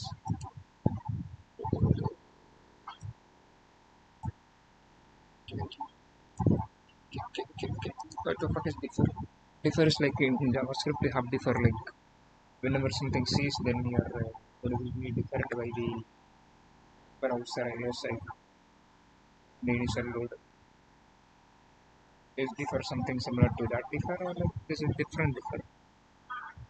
Yes sir, it is same, it is same. Later in the programming execution, I guess differ means the same in every languages. I guess. Suppose we wanted to create a file, right? Oh, I want to explore. I want to explore file operations. How to create files. How to read, edit, delete. Yeah.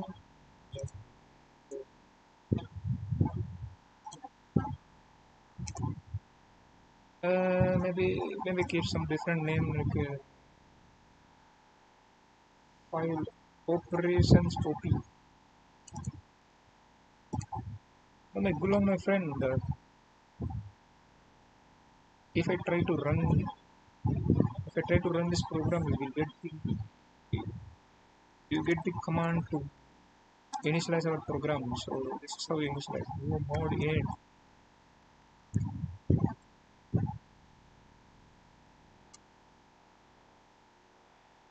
What do you say? Ah,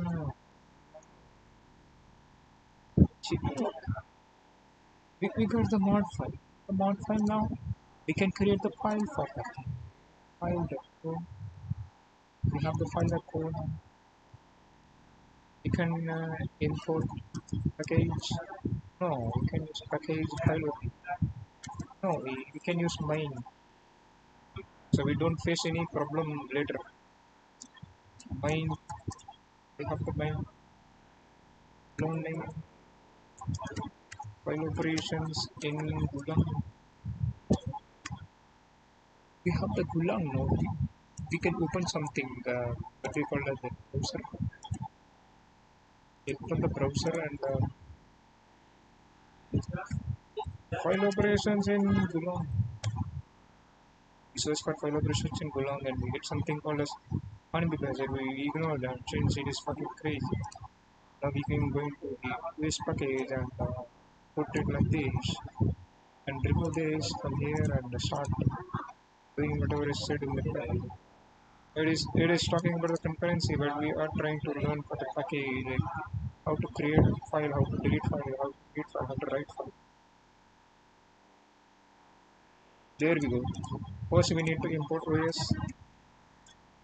In order to import OS, we can do like this and let me do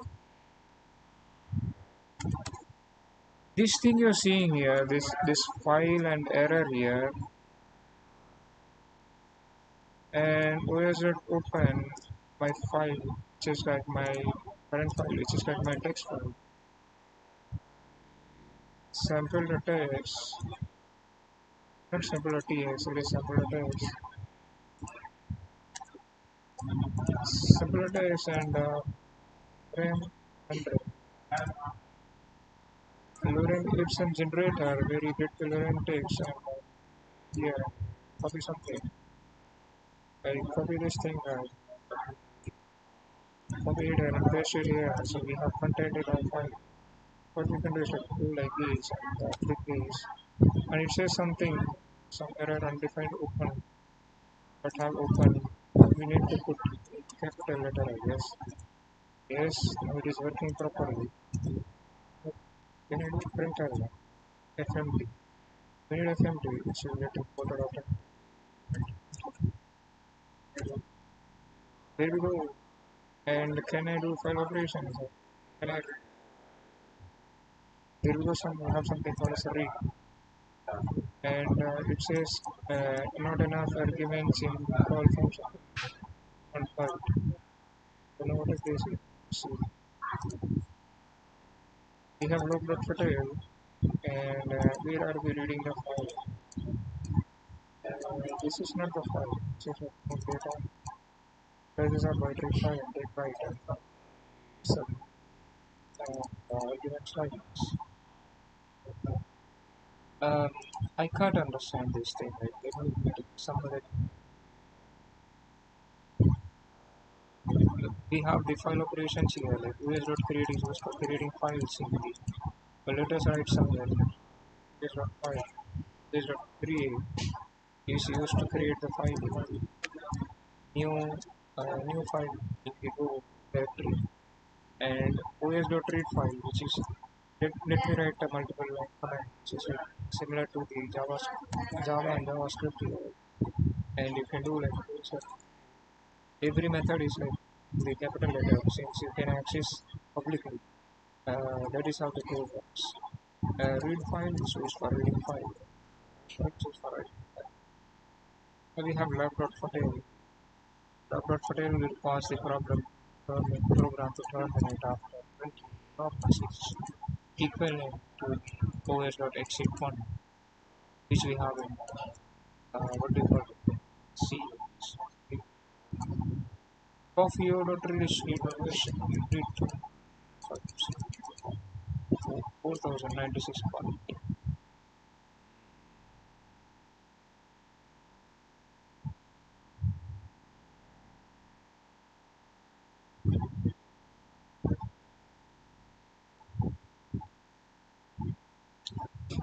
We already have the FMT and OS. Now, first we will create a file first. In order to create a file, this thing you're seeing here is called as try catch in Golang, and we are getting test.txt. There we go. We have created the file. If error not null, not we don't have null here. Okay. And panic. I don't know what the fuck is panic. It says some issues here. It says maybe some space issues, or it should be equal to.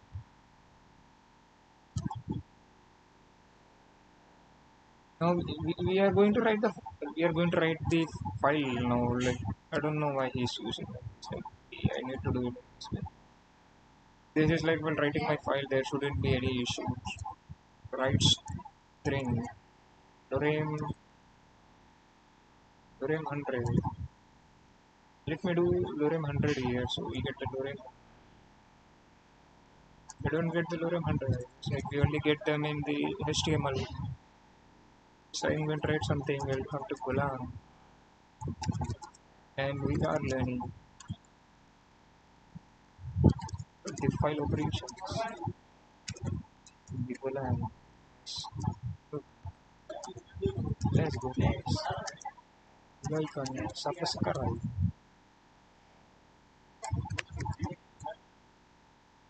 And we have the file. Now if we check if my error not equals to nil. I guess this is how we have to write it again gas. So syntax. So you can learn it later. Ended up print again. This part, and we use this s in order to what do you call that thing? In order to print any string in let me wait, let me see. We have println, it should be printf. This is for print format. In Golang we have fmt.println, printf again, print again f, and n is used for like escape case, which is your new line length, which is going to be this time the digit, so d, and we need a new line. Yeah, we need a new line again. Then how? Why length is not showing? ID and GT has. My length is not getting accessed here. Why? It says something. Label length. Ah, I have to do this. Now we are going to write a function to read my file. Like my func. You can't write a You can't write a function inside the main function, so you can't write it outside the fmt.print and they're going to read the file. Reading file is like printing the content of the file. So we are going to let the user know something like that. And my file name is going. We are accessing the file, I guess. I can't do this thing. Test.txt, which is going to be created after we run the thing. Now we are again putting the what do you call that thing? What do you call that thing? Yeah, try catch. Try catch in different languages, right? Error and not equals nil, then you panic error. I don't know what is panic, I'll learn it. fmt.println, this is my file name now. In order to get the file name, we have to do this thing and S for getting the character and then new line. After that, we have to get file name and get fmt.println. What else is getting? Is getting the size. So size should be size of file. Is my D supposed to be the length? We're not getting the length. Okay. fmt dot fmt.printf again. We are getting the file content out now. This is supposed to be slash n.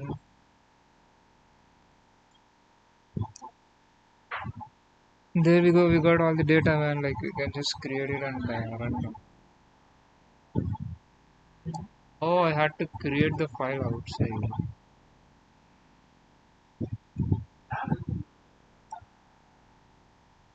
Uh, Let us write the function outside then, like function create file. Now we have created the file and I mean not created the file. We have declared. I mean created the method to create the file. Now we are going to create the file and the file. I read the file. You see, read file is not coming. Shouldn't be. Since we are going to access it publicly, so we need name to be capital. And my create file is going to be capital too. My create file read file. If I run my program, it should create a new file here, I guess, like something called as test.txt. What did we name the file? Test.txt. So if I run, we are getting some issues here. If I run go run dot, it says new line in the string, unexpected argument, missing something. Let's see what is the issue. Maybe we have to append it like this. Oh, I understood. What does it say? Is like, let me not remove. File operations in golang. And now it is proper. It says printf is not defined. It should be capital P. So do we go and I guess file is created. Yeah, file is get created and the size of the file is like 119 KB and content is like welcome to Golang and subscribe to my channel and like there we go. How do we delete the file now? They have given the create file, read file and that's it. Now we know how to read a file and write a file.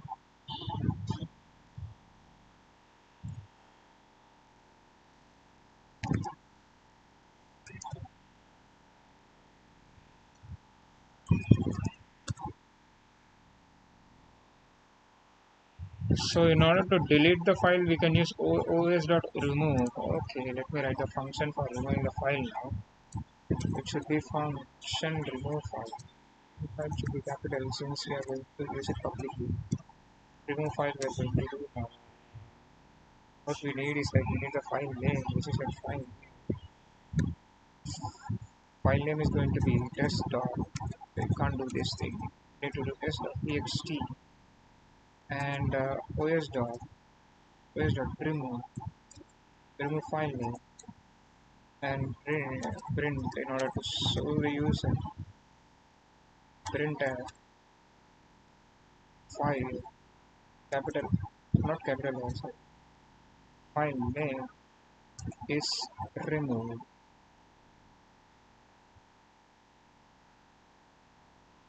slash n is removed from folder. Now if I do remove file, it should remove my file now. If we are going to run this folder, first we create a file. Since we already have the file, let me see, we are getting some issues like already file exists or something. File is removed from the folder, then why my file is there still like I don't know. Let's see.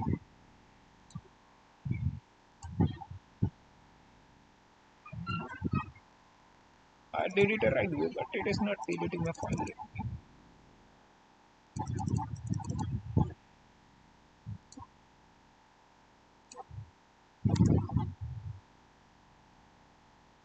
It says file removed. Yeah, it removed the file. Yeah, there we go. So we have learned how to delete a file and now we are going to learn how to remove a file folder itself. So function remove full folder itself, which is like folder name is going to be my, let me put something.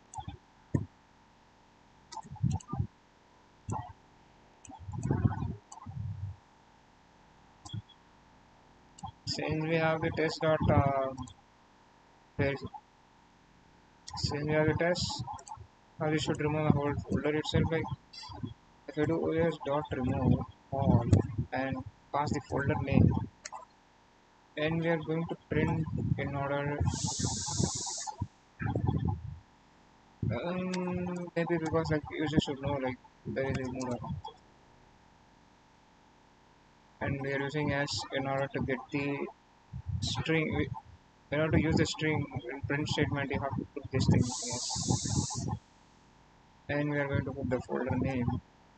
Now we have successfully removed it.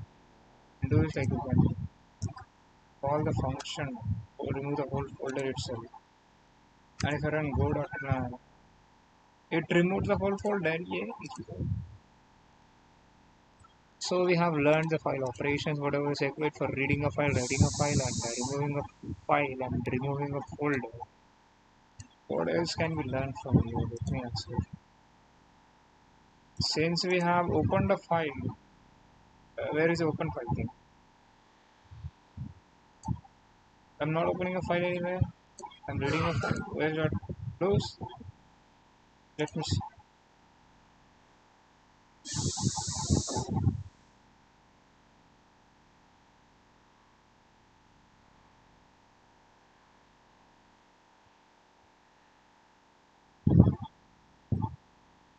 I can use a differ to close the thing. Always close the file to release the system. I see. Whenever we create file, then only we have to do differ, right? Whenever we create something, then we have to do differ file dot close. Let me close the file so the memory gets. I don't think like it has an automatic garbage collector like Java. So we have to free up the memory by one.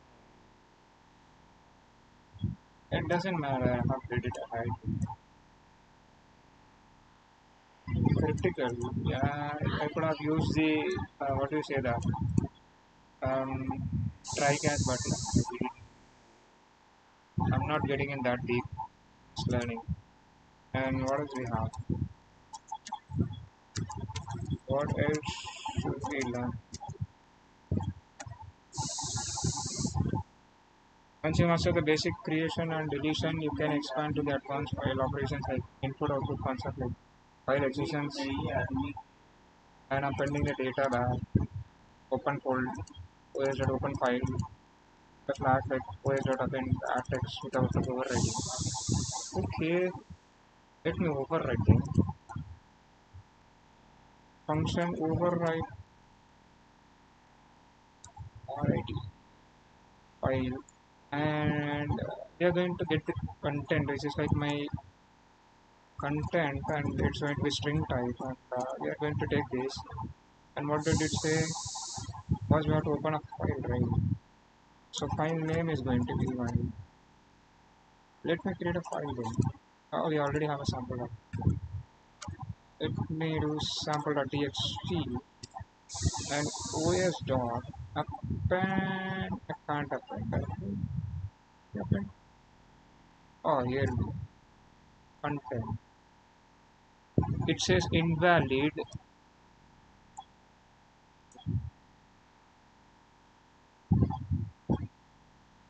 What does append text?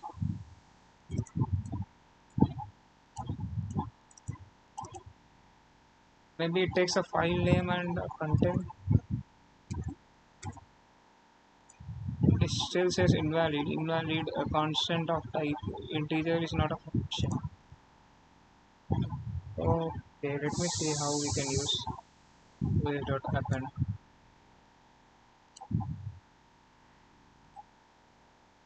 Golang brother, how to use Golang will.append. Okay, you can directly do this.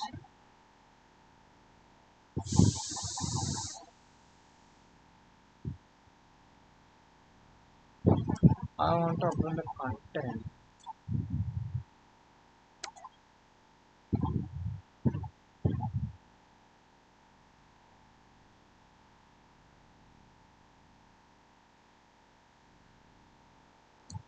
No, I don't want to do it.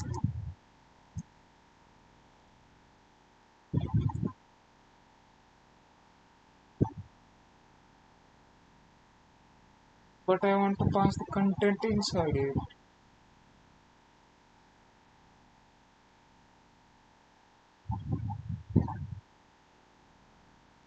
What happens if I use it in a normal way? Like we have os.write or something.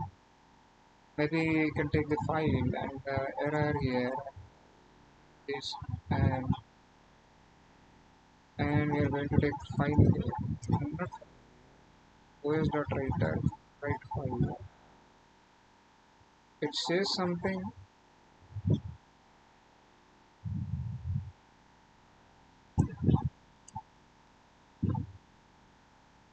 It's write string.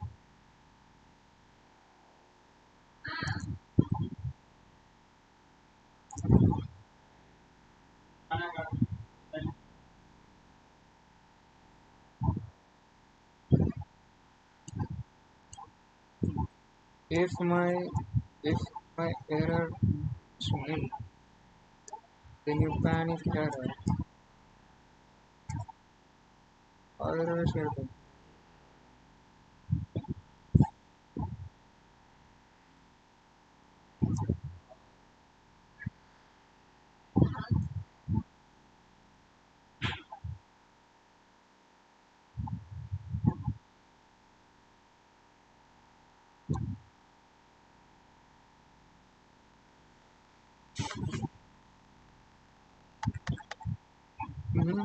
Says something. Maybe I should create the file size in order to remove the error.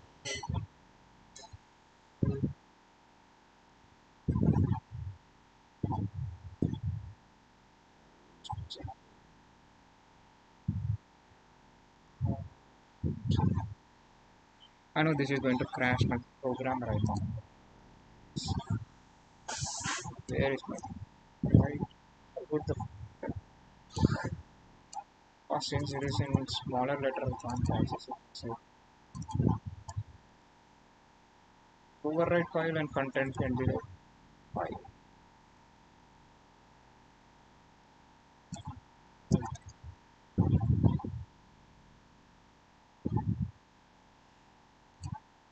I don't know, I'm not data science student.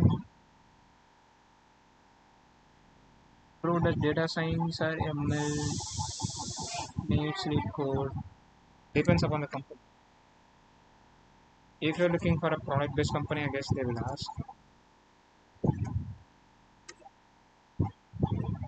Now crash my program, I crash my program. It removed something. It wrote something. It wrote something in my sample text. It didn't write anything. It's lorem text. So where did we go wrong on the sample text? And it may ask it.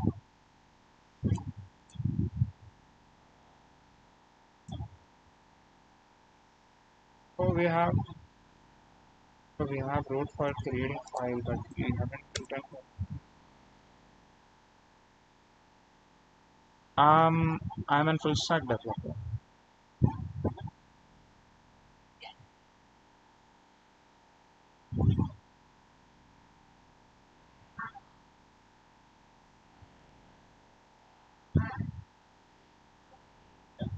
Why do I even need to open my file? I'll open the file. File an error again. Where's that file and file? Where's that open? Where's that open? If it is not there, then it will create it. Where's that what wrong? What the fuck? Where's that O running? What the hell is that? And we are passing the size or what is this again? It says something. Better remove. Now we have this and let me give a space and error not submit and we're in and we're panic if error deferring file dot close. So the memory gets freed up. Now we are going to write my whole file. So it says byte written. Pages have been very error and I will write this string content. If error not equals to nil, panic error. Otherwise you're going to send byte string content. Now zero.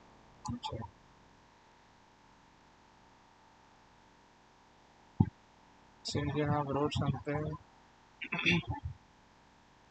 it says it wrote something, but I don't see it. Yeah, there you go. Hello, how are you, my friend?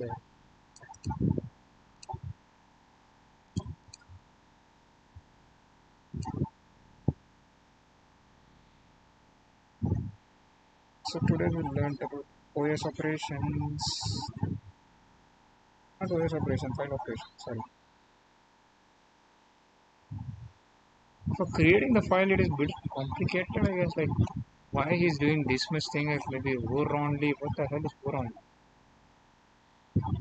For creating a file, we had an for normal creation of file, we have os.create and which creates a file, and file.write string which writes the content. And for appending the content, we have a different thing. We open a file and we are going to append and I don't know, score on the and this thing. Say, what is this? Explain.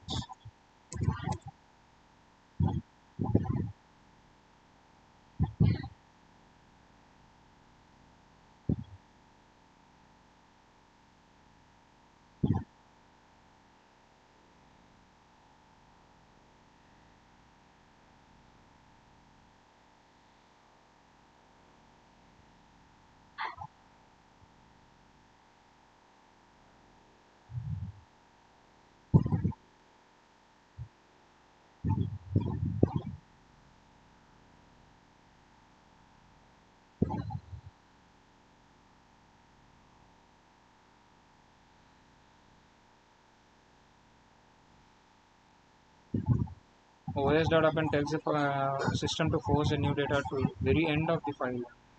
Even if the file is already has a text and nothing is gets deleted. OS.create tells the system to create a file does not exist. Yes.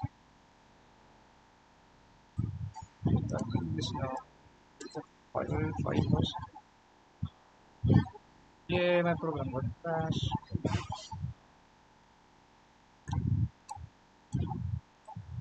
Oh, it created the folder.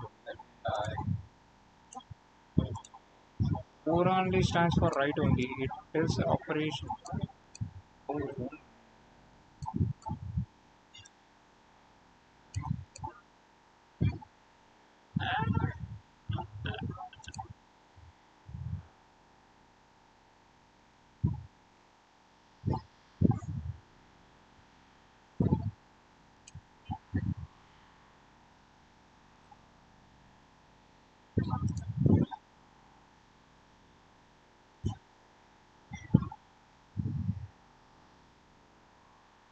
oh, permissions.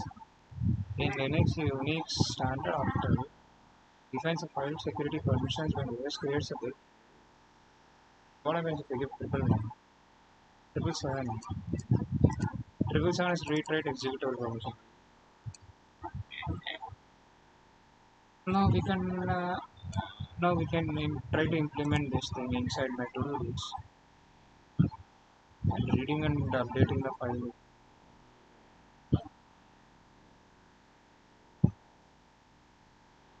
Impossible. What the fuck is it?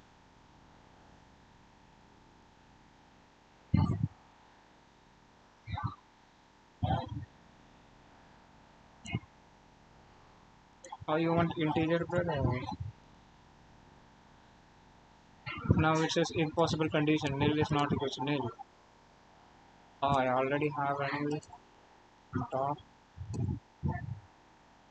Are we good, bro? It says something. It should be printf. Anything else? Nothing else.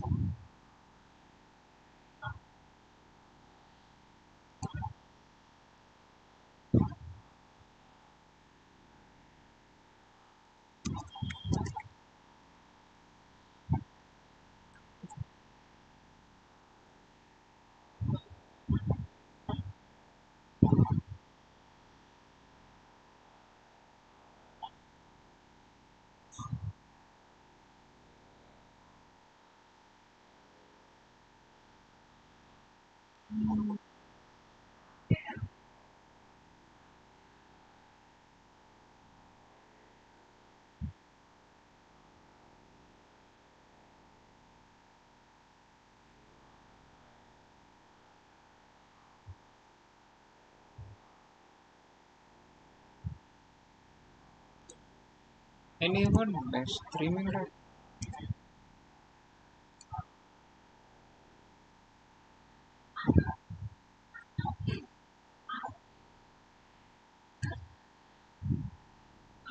So guys, we have started the stream, and today is the day 8 of learning React.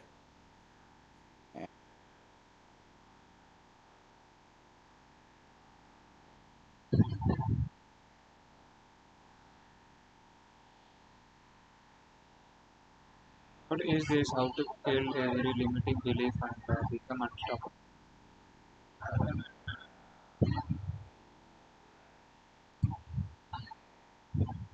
I'm looking for some programmers to stream, but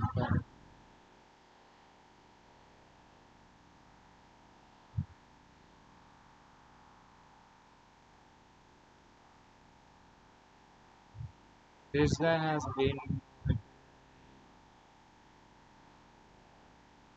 T2 for past 25 years.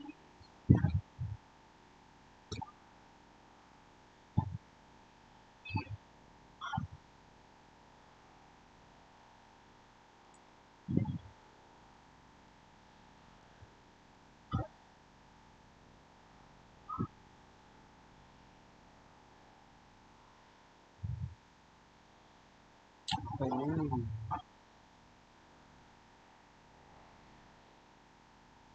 oh, these are the guys who created golang. Damn, bro. How fucking crazy these guys are.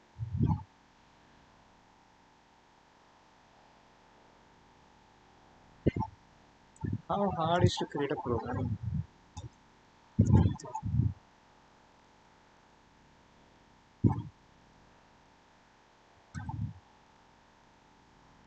I general.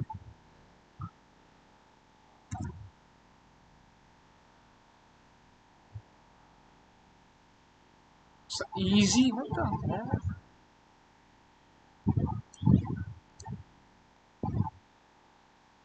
Easy 1 to 3 days. Basic interpreted scripting language. You can build a tree walk interpreter that calculates a math expression. How do you create an interpreter? The fuck is saying 1 to 3 days easy? I don't think it. Interpreter is like we use in the Python.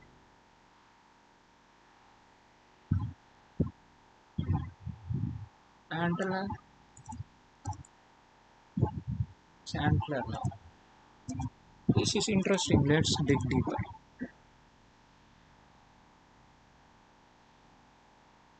Oh, powerful parser generator.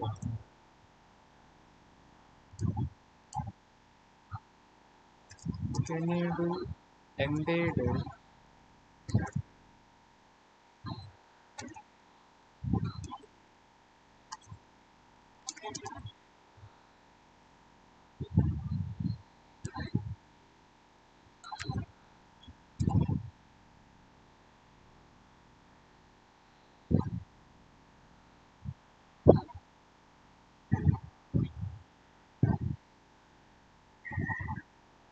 Let us explore some more stars. Like, what are the questions? If we will this mark.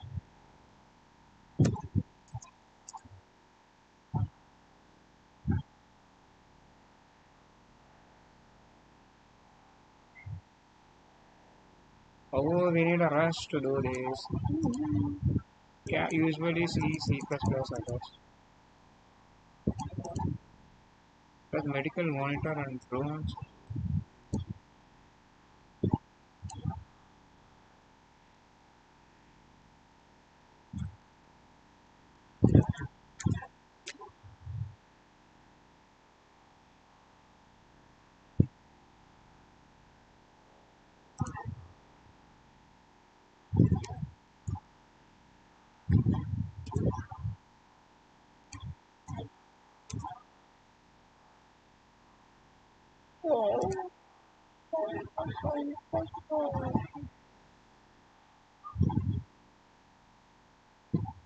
But this is not even robotic. Let me apply some jobs since we are here. Plus it says there is some bug with this stupid app.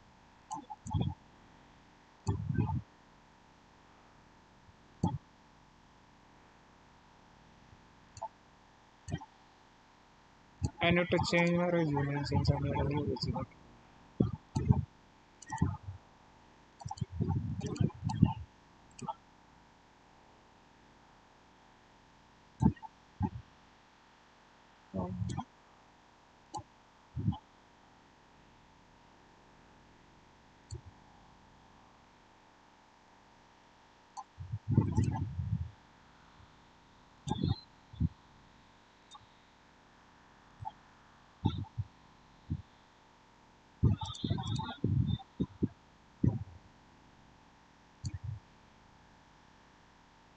Pune district. Nah, Pune district is like 5 LPA.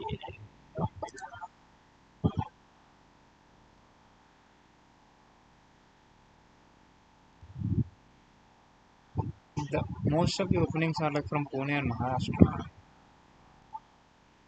Remote. This is what I need.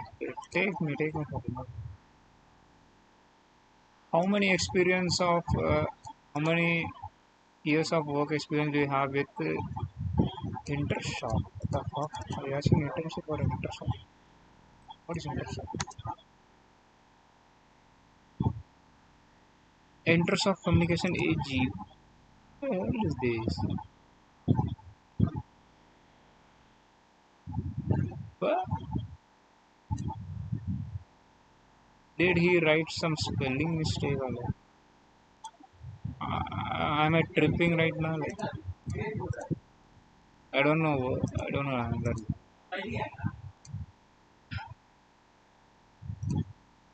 What's application developer?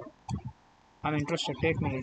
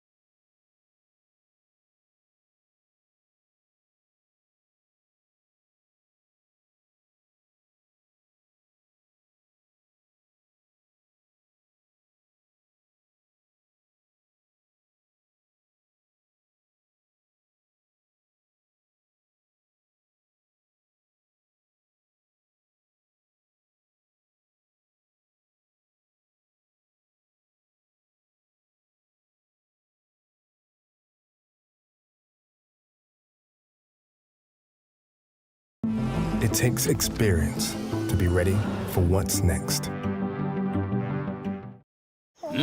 Super, நல்லா brush பண்ணிருக்க. செம cup. ஆனா பல்லு நல்லா இருக்கே. நீ அப்படியே இரு, நான் மேல வரேன். Red Bull gives you wings. All right, so Go is a very interesting language. And by interesting, I mean that when wielding this language, you're given the opportunity to effortlessly spin off an army of concurrent functions with just a few lines of code. But as the old saying goes, with great power comes great responsibility. And that is to say that although syntactically firing off these little guys can seem effortless, the reality is that delusion can result in some very buggy and difficult to maintain code.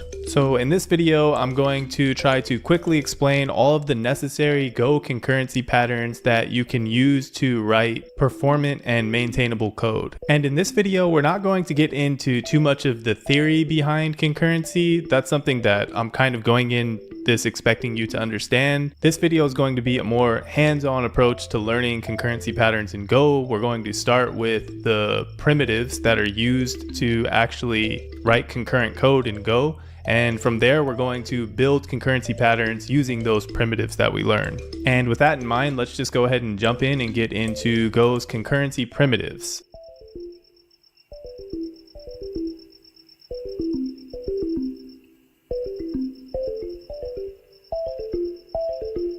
And there are three that you're going to need to understand and be able to wield to make use of these patterns. They are Go routines, channels, and select. So we're going to start with Go routines. So what is a Go routine?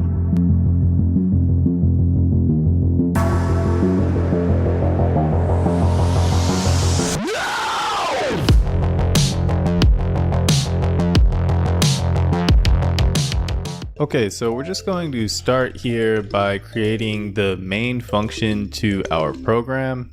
So we'll just do func main, and this is going to be the entry point to our program. So when our program is run, this function is what's going to be run. And within this function, we're just going to do format print line, and we'll just print hi. And we'll just save that and go into our terminal and run the program. And as you can see, we get hi printed to the screen. So aside from our main function, we can also create another function, and we'll just call it sumfunc. And this function is going to take in a number as a string, and this function will just print that number. And in order to run this function, we can call it from within our main function, because remember, the main function is the entry point to our program. So we can just do sumfunc, and we can pass in a number as a string. And actually, let's just go ahead and do 1. And we can save that, and we can run it. And as you can see, we get 1 printed, and then we get hi printed to our terminal. So here, when we're calling this function from within main, this function's being run synchronously. And that means that our main function is going to be blocked until the completion of this function. So this format print line here won't run until after sumfunc is finished running. But with Go routines, we can actually make sumfunc fork off of our main function asynchronously. And that would mean that main would not need to wait for sumfunc to finish before it could continue with its work, which in this case would be to go and print hi. And we do that simply by just putting the Go keyword in front of the function call. So this here is a Go routine. So when we run the program, main's going to run, and it's going to fork this function off of its own process, which essentially means that this function is going to be spawned, and it's just going to go and run, and main's going to go back to what it was doing. It's not going to wait for this function. And that gives us the power to run functions concurrently, because we could do multiple of these, and main would just go fork this off, and then fork this last one off, and go and continue with what it's doing. So for example, if we save this and we go into our terminal and we run the program again, you see that hi gets printed, but the results of sumfunc, the above 3 calls to sumfunc don't get printed. And that's because mains, basically, these processes are just forking off of main, and they're going to run, or they're going off to do whatever work is defined within the function. And once main just sends those off to do what they need to do, main's going to go back to what it was doing. It's not going to wait for them. It's not synchronous. It's asynchronous. So we're asynchronously calling these functions. So with that in mind, how do we actually see the results to these functions? Because they're in no way synced with main. Like, they never rejoin main. Like, we can't see the results for them, right? So let's just go ahead and change this to 2 and change this to 3. We can actually just do time.sleep, and we'll just do time.second times 2. And this is going to make main wait for 2 seconds once it gets to this line before going to perform this code here. And 2 seconds should be enough for these 3 go routines to finish running. So if we save this and we go back into our terminal and do go run primitives, you can see that in no particular order we get the 3 numbers printed to our screen. And the reason that they're not in any particular order is because, remember, these are just asynchronous. They're not synchronous. So this one doesn't wait for the completion of this one. It's like basically whoever prints first is what gets printed to the screen first, because they're all running concurrently, right? So these are go routines. And this is one of the most essential building blocks to concurrency in Go. So let's briefly go over how concurrency in Go is structured. You'll recall that our main function is the... You're not going to want to hear this, but if you want to start a business at 19, things are going to get messy. Entry point to our program. It's essentially the parent function to any other function called within the program. And you'll also recall that these go routines fork off of the main function. So what does that actually mean? Well, let's have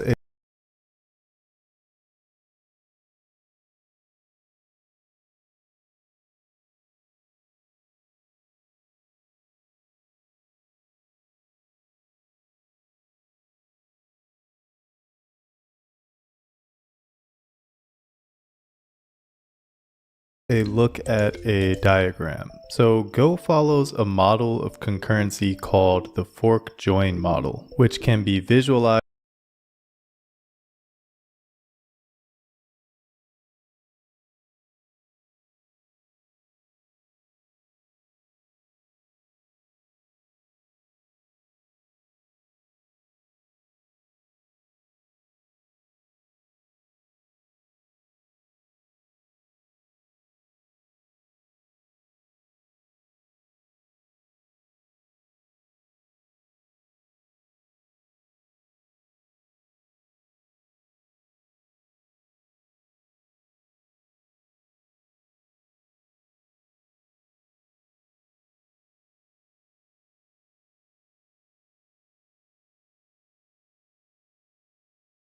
using this diagram. So this diagram represents the life cycle of our main function. So here would be the start of our main function,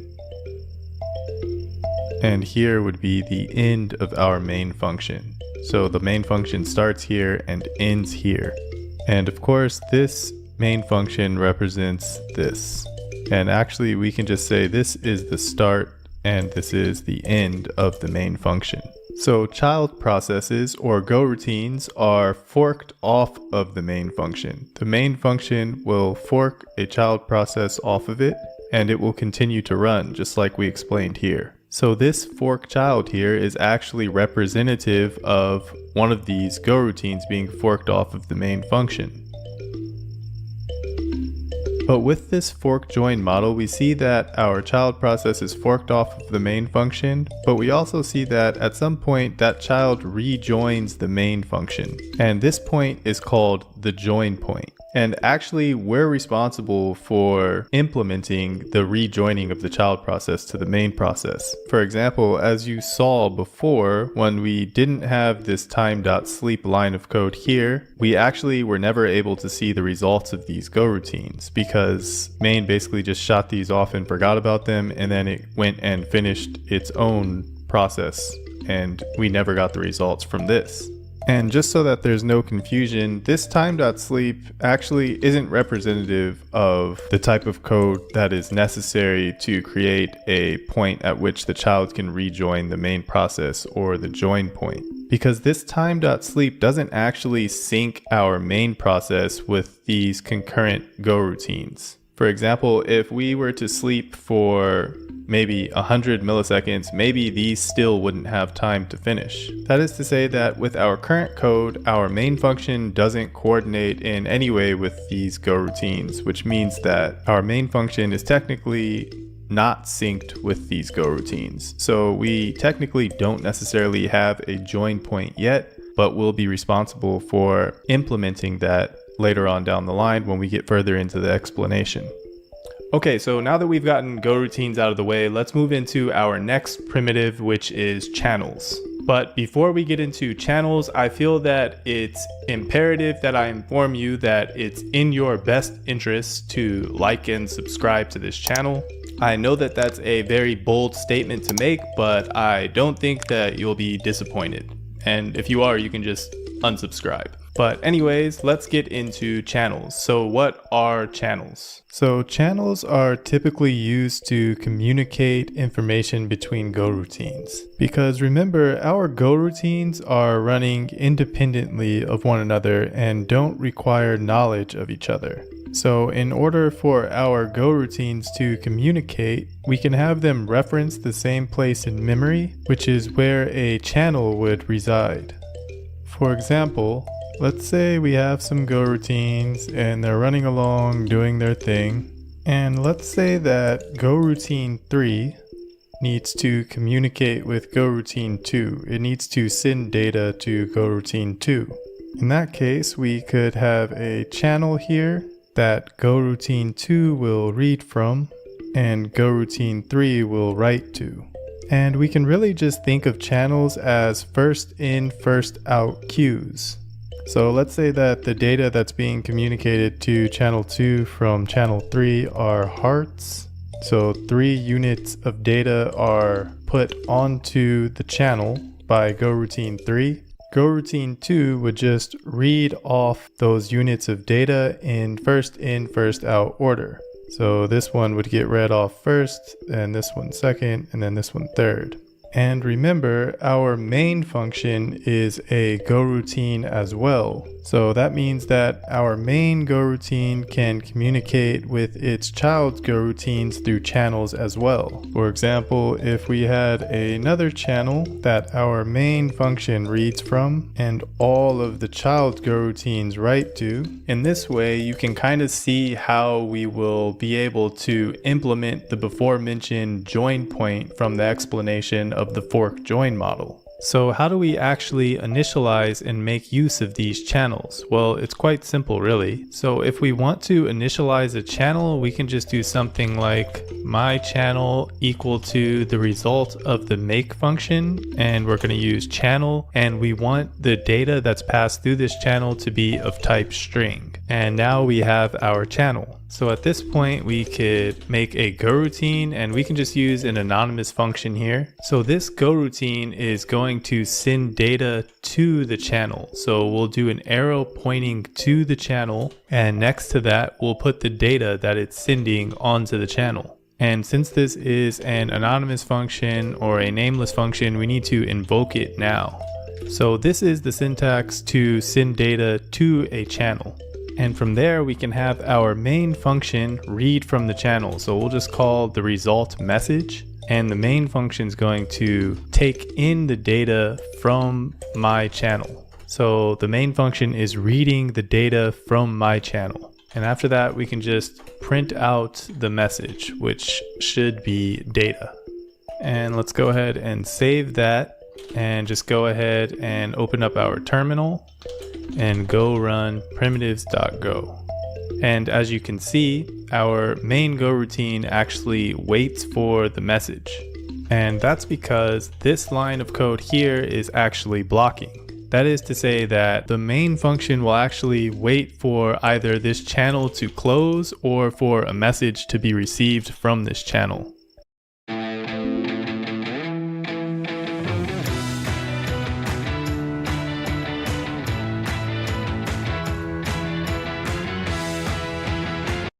So you'll recall that during the previous explanation of the fork join model, we mentioned that we need to implement the join point, or the point at which the forked Go routine rejoins the main Go routine. And when writing this code, we actually implemented that. So if you have a look at the code within our Go routine function here, we see that we're putting this data onto our channel. This arrow means we're putting the data onto the channel. And remember, both our main Go routine or our main function and this Go routine or this function communicate via this channel that we created. So the Go routine is putting the data onto the channel via this arrow, and our main function is